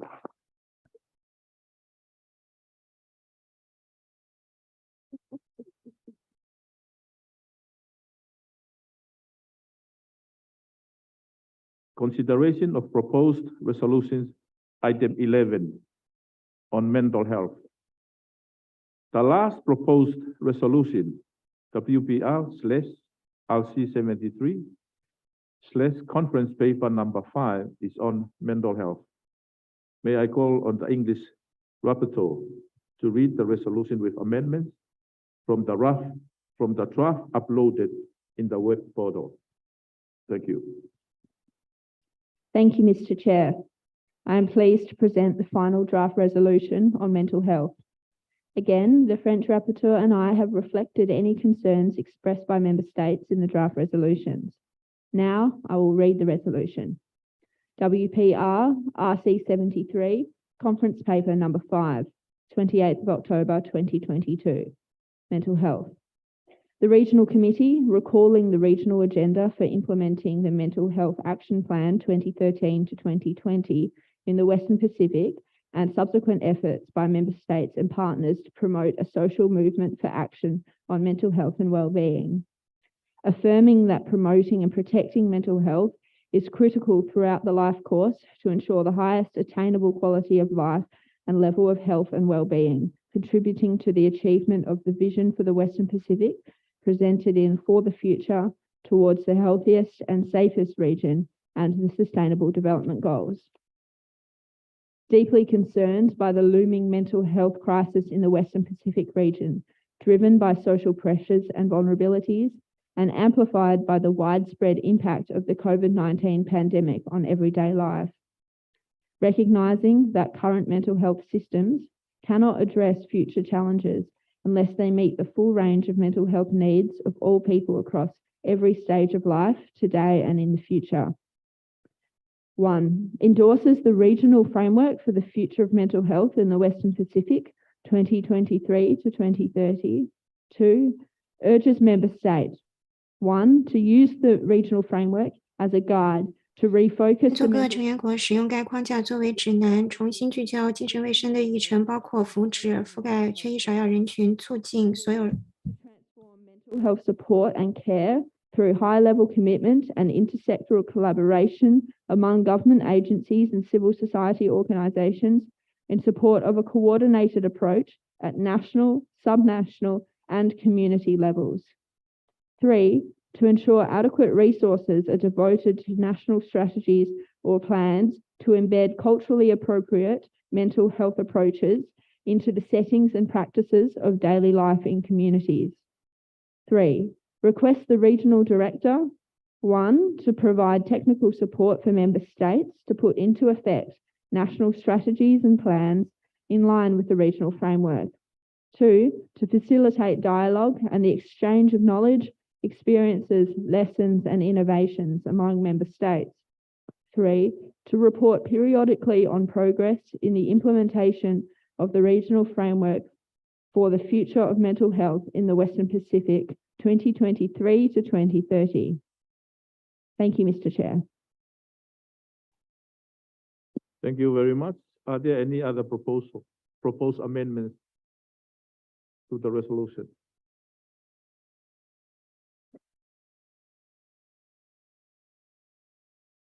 I see no hands. And if there are no further comments, the draft resolution is adopted. Thank you.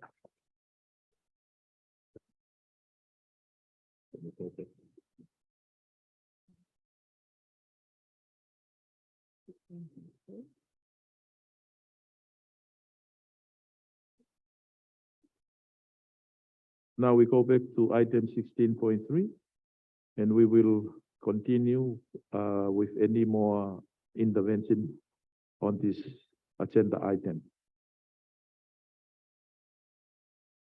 We had Australia and Tonga before the coffee break. Are there any intervention on this agenda item? 16.3.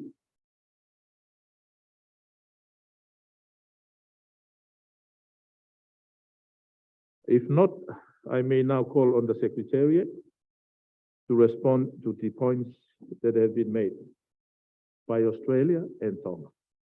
Thank you. Thank you very much, Mr. Chair, and thank you to Australia and Tonga for the excellent comments and questions. I'm going to take them in reverse order. So the first question from that we will answer from Tonga seeking an update on gender balance and representation of different countries and nationalities in the region's workforce. So on this one, I'm going to turn to my colleague, the Director of Admin and Finance, Jeff Cobzer, to give a quick briefing on this one. Over to you, Jeff. Thanks, Angela, and thank you very much for the chance to update on these important issues. Firstly, just on the issue of gender, we've steadily increased our ratio of female to male in the professional level grades. For those of you that have been around a while, in 2010 we had 32% female in the professional grades. As of end of September, we're at 59%, and this is just applying our regular recruitment rules, which is basically we get the best person and the best fit for the job, and we'll continue to do that. So we've made very good progress there. Secondly, on nationalities, Wipro prides itself on the diversity of our workforce. We currently have 44 nationalities in our international professional workforce. We also consistently rank in the top of regions of having staff from outside the region, internationals from outside the region. We feel that bringing people together is important for the diverse experience that they can bring to the work. So we continue to be strong in that area. That being said, we do, I respect the comments from Tonga, because we do still have a number of countries in the region that are globally and underrepresented. We have our quota system in WHO. We're taking that very seriously. We did have a bit of a slowdown in that, I think, during COVID, but we're already ramping up with recruitment missions to a number of countries that are planned, one planned for this year, one planned for early next year. And you know, many of our unrepresented countries are in the Pacific, and we plan to do a mission, and we would really appreciate member state involvement and also bringing to our attention good candidates that we can help get through the recruitment processes that are WHO. One other issue, just to give you a little perspective on our staffing, because I think that's been a discussion point for a while. Our highest level of international staff ever in the region was 185, and that was in 2020 at the beginning of the pandemic. Because of the effects of the pandemic on the workforce, many people decided to move or go closer to home or do other things. And our lowest number was 164. So we went from 185 to 164, and that's the same level of P staff we had seen last in 2014. So it was noticeable decline. That same time, we doubled the number of consultants we had who were able to give us some agile flexibility in supporting the member states in the work to cover that. And also since that time in 2022, at the end of September, we're now at 172 professional staff.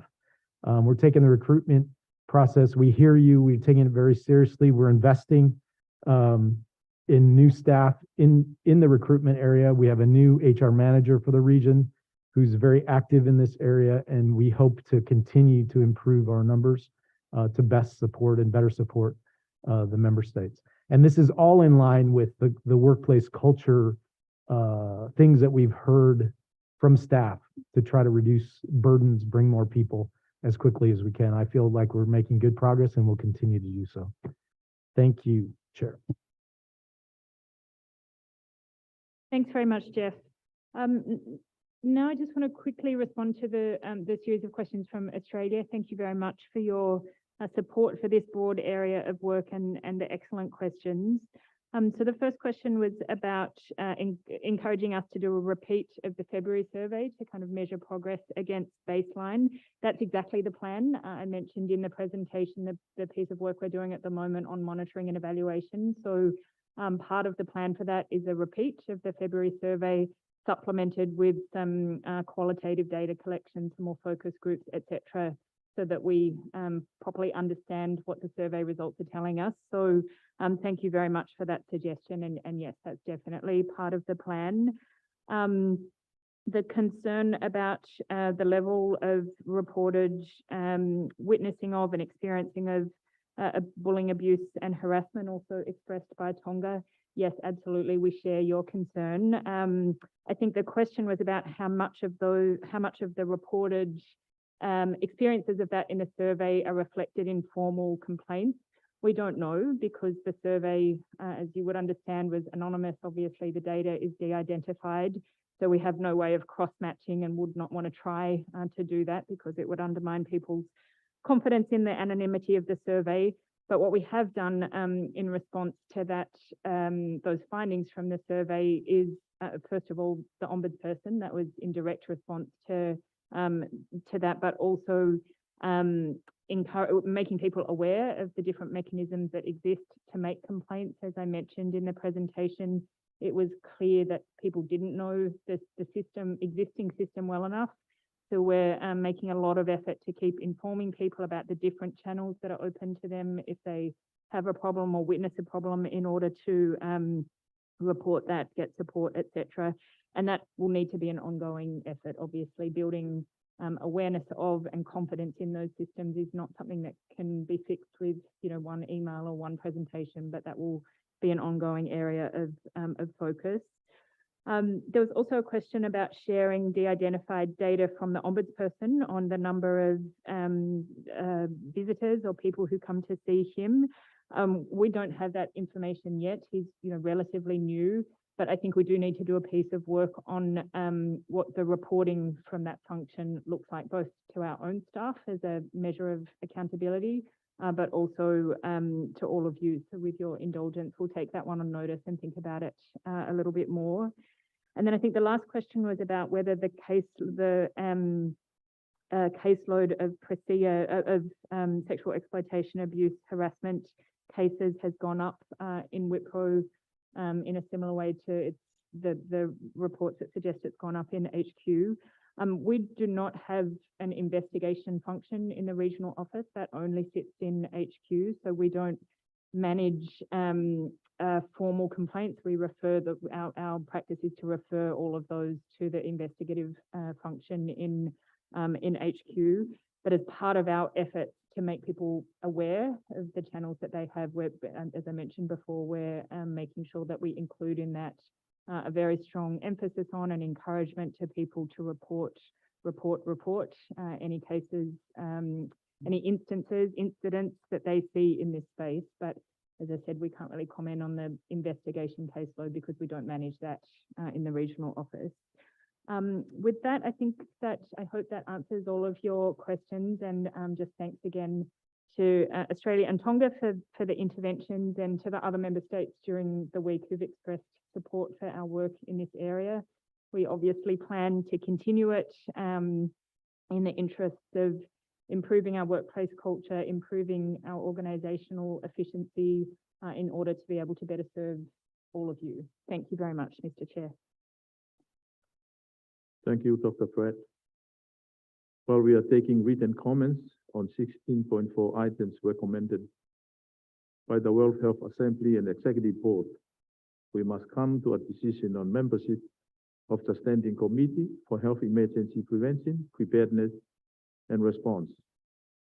May I request the Director of Program Management to introduce this sub-item. Thank you. Thank you very much, Mr. Chair. As you mentioned, we will take written comments only on the majority of topics under these sub-agenda items, and remind member states that they may also provide comments directly to the respective focal point at WHO headquarters. There is, however, one issue on which the Regional Committee needs to come to a decision. This is the nomination of member states to serve on the newly established Standing Committee on Health Emergency Prevention, Preparedness and Response, established by the Executive Board in its decision EB 151-2. The Western Pacific region is allocated 2 seats on the Standing Committee. Following the Executive Board's decision to establish the Standing Committee earlier this year, a call for expression of interest was circulated to all current Executive Board members. Japan and Malaysia submitted their nominations to fill the region's 2 seats on the Standing Committee. Accordingly, the Regional Committee is requested to formalize the nominations of Japan and Malaysia as the region's representative on the Standing Committee. Thank you, Mr. Chair. Thank you, Dr. Capuano. Are there any comments?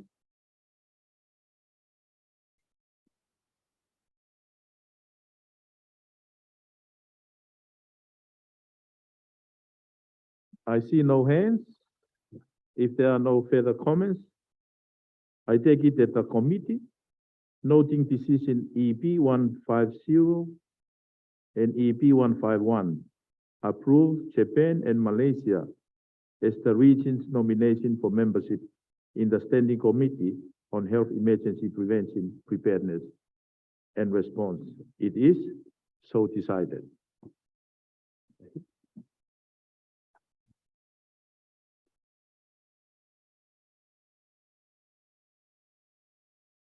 That concludes our consideration on 16.1, 16.3, and 16.4. Thank you very much.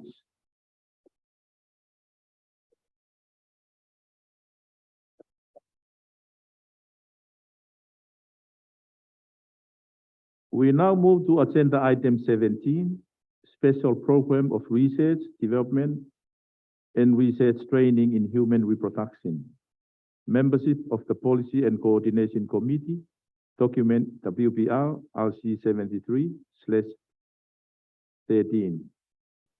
May I request the Director of Program Management to introduce this item. Thank you. Thank you, Mr. Chair. The WHO Special Program on Research, Development and Research Training in Human Reproduction established the Policy and Coordination Committee as its governing body. The committee has 34 members, including 14 members elected by WHO regional committees for 3-year terms. 3 of these are allocated to the Western Pacific region. At present, the 3 members from the Western Pacific region are Japan, Malaysia, and Tonga. The term of office of Japan expires on 31st December 2022. The Regional Committee is requested to elect 1 member state to succeed Japan and serve a 3-year term commencing on 1st January 2023. The Regional Committee may wish to consider Mongolia to be a member of the Policy and Coordination Committee and, as such, to nominate a representative upon WHO's formal request to the Minister of Health to serve on the committee for a 3-year term from 1st January 2023 to 31st December 2025. Thank you, Mr. Chair. Thank you, Dr. Capuano. Are there any comments?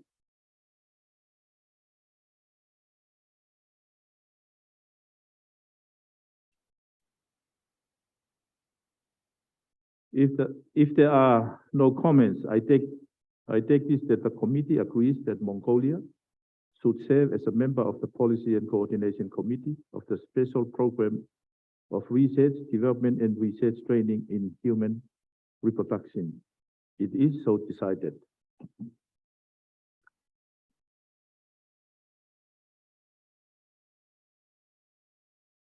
We now move to agenda item 18, Special Program for Research and Training in Tropical Diseases, membership of the Joint Coordinating Board, document WPR/RC73/14. May I request the Director of Program Management to introduce this item. Thank you. Thank you, Mr. Chair. I am pleased to present document WPR/RC73/14 on the Special Program for Research and Training in Tropical Diseases, membership of the Joint Coordinating Board.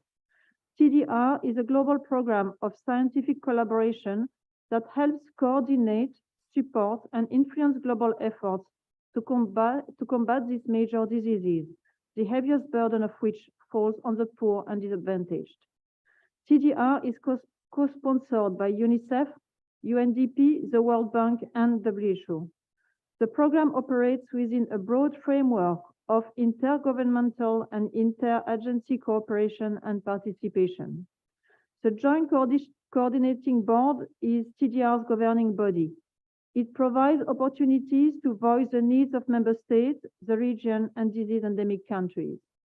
The new board members selected will not only represent their country, but also the region as a whole. As such, they must fully recognize its responsibility and be accountable to the regional committee. This year, one member state will be selected to send a representative to the board for a 4-year term. All member states have been informed of the vacancy. The region received an application for membership from the government of the Republic of Korea. The regional committee is requested to review and consider the endorsement of the application of the government of the Republic of Korea to be a member of the TDR Joint Coordinating Board. Thank you, Mr. Chair. Thank you, Dr. Capuano. Are there any comments?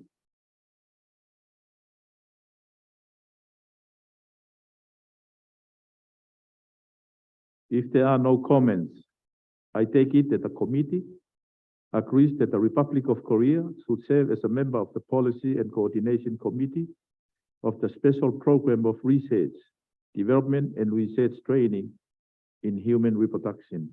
It is so decided.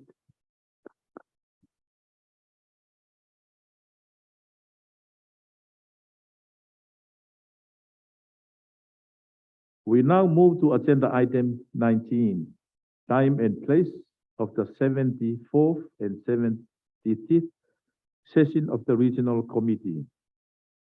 May I now call on the Deputy Director General and WIPRO officer in charge to say a few words regarding the venue and dates of the next 2 sessions of the Regional Committee.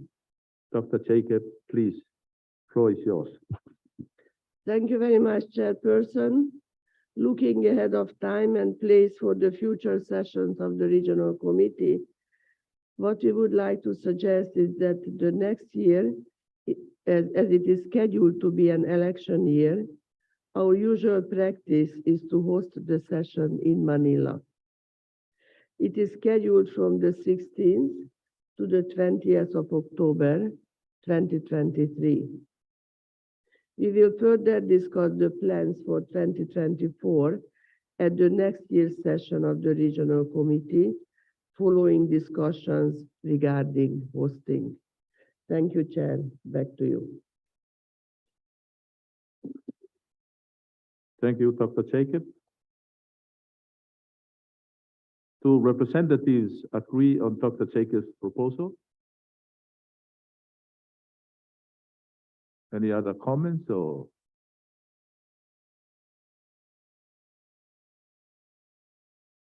If there are no comments, I take it that the committee agrees. Thank you very much.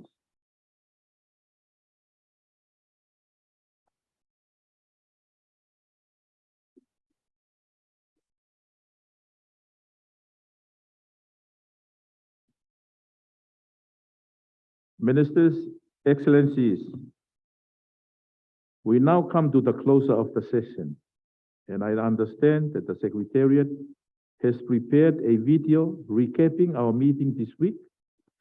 Let's have a look. How did we look during the week? Did we sleep during the session? Did we go over 3 minutes? Please play the video. Thank you.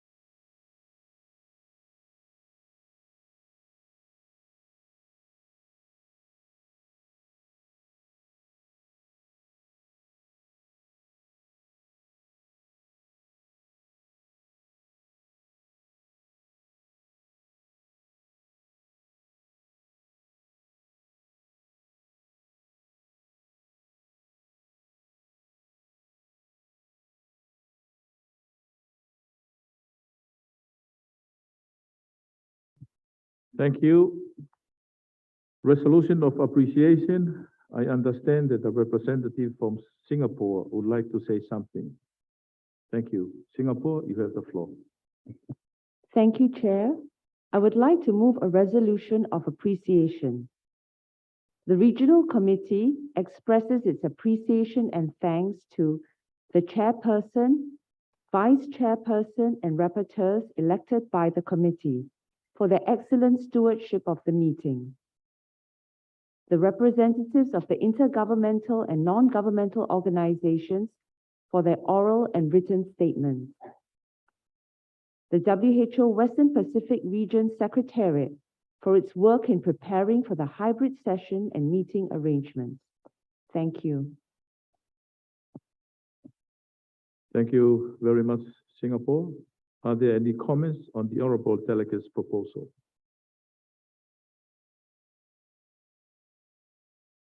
Thank you. I take it that the resolution is adopted by the committee. Thank you.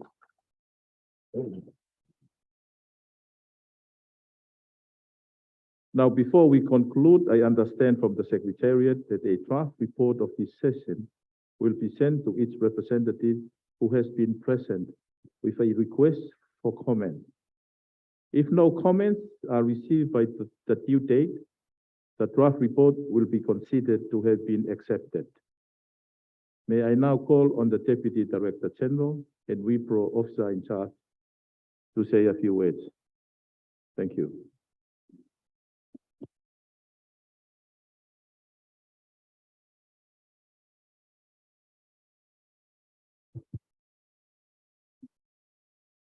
Mr. Vice Chairperson, honorable ministers, distinguished representatives.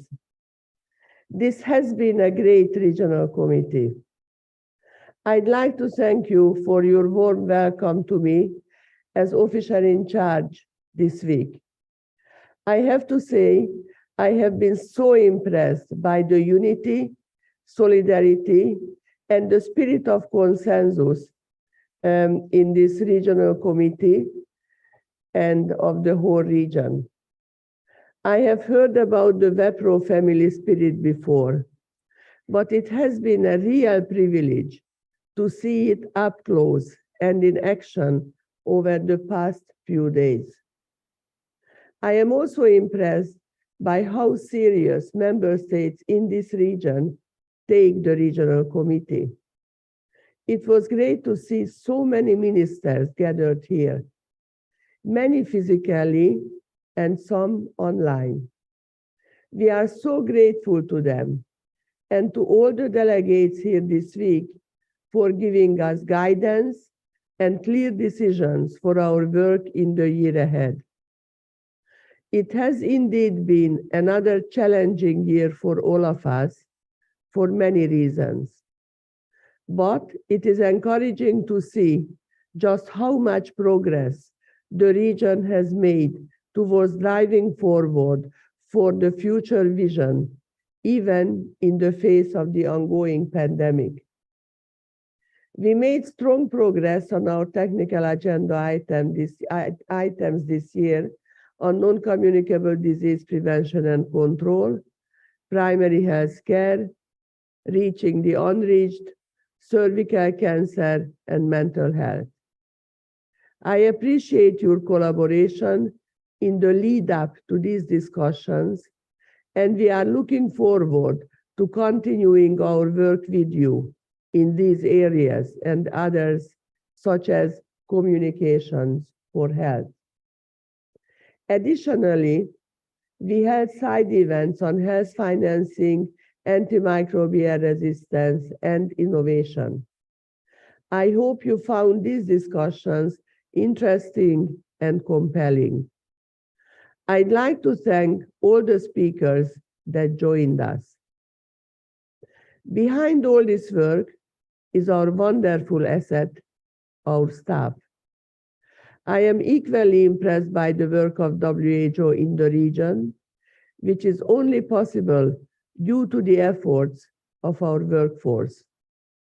They are working tirelessly to serve you, member states. The office has wonderful staff, and I feel privileged to get to know them and work with them as long as my presence here is required. I promise you I will make every effort possible to support them, lead them, guide them, and work with them to continue to create a working environment in which every staff member feels well and is able to maximize their potential. The ongoing work on cultural and behavioral change will continue and be sped up wherever necessary. Following your decision at the special session earlier this week and the subsequent request by the Director General, in the coming weeks, I will continue to work as officer in charge to serve the region. You, the member states, and WHO in the Western Pacific. I look forward to meeting many of you again in different settings. Now, moving on, I would like to thank our excellent office bearers. Chairperson, the Honorable Boomfeng Fumalaisit, Minister of Health, Ministry of Health, the Lao People's Democratic Republic. Vice Chairperson, the Honorable Dr. Saya Mau Piukala, Minister of Health, Ministry of Health, Tonga. Mrs. Eloise May Scott of Australia as the English rapporteur, and Madame Ines Ferrer of France, our French rapporteur. We have prepared some small gifts as tokens of our appreciation, which we will hand out now. I understand that the delegation from the Lao People's Democratic Republic has had to leave, but we will be sure to get this gift to them.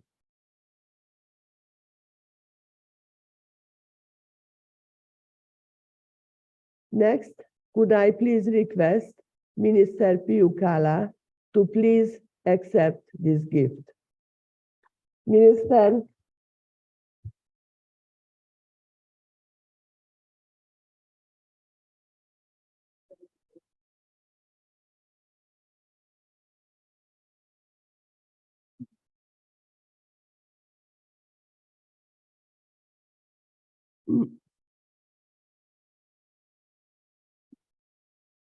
May I please ask Mrs. Skos, could you please come forward and to accept our gift?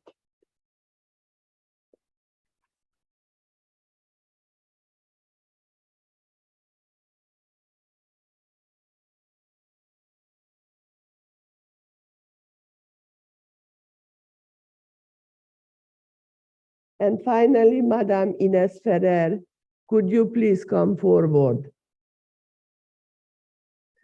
She's not in the room, so same as for the Minister of Health of Lao, we will get this gift to her. Distinguished representatives, thank you once again for your participation and support. And for those of you who are traveling, I wish you a safe journey home, and I hope that the storm will not come in the way. All the best to you, and have a safe flight, and thank you again very much. Thank you.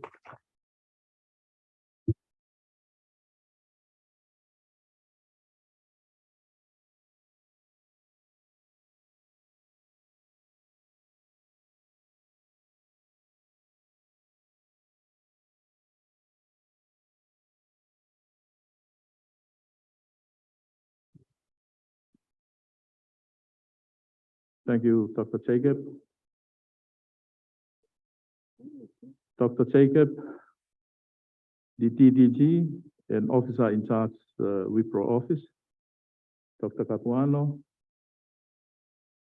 WHO staff, secretariat, on behalf of member states, I'd like to thank you all for your dedication and hard work to make this regional committee meeting a success. Member State, can we all congratulate all the Secretariat and the regional office staff for their dedication. Thank you.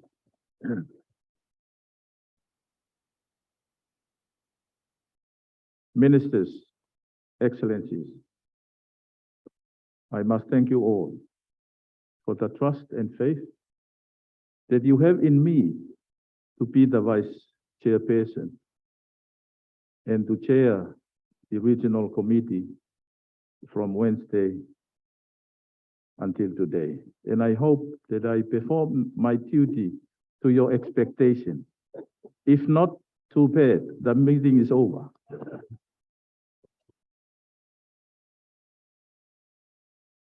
So I thank you all.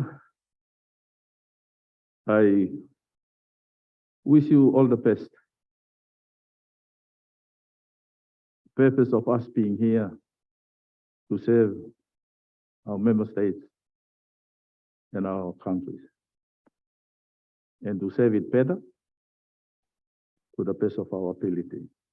And the PHO are here to help and assist us. I wish you a safe travel till we meet again. I now declare the 73rd session of the WHO Regional Committee for the Western Pacific closed. Thank you.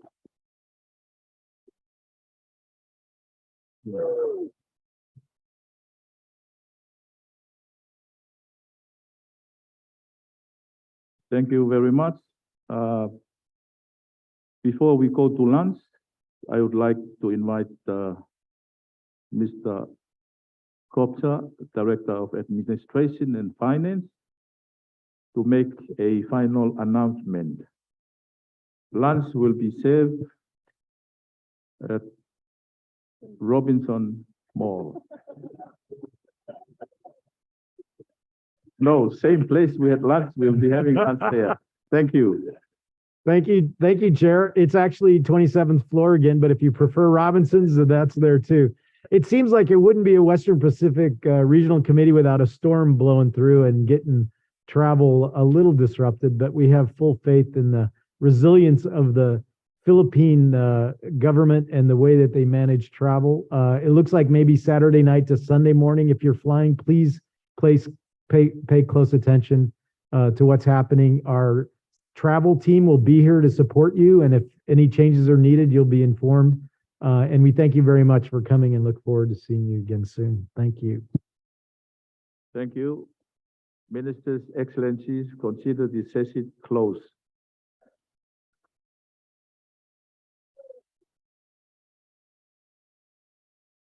You can have me for the chair next RCM if you want.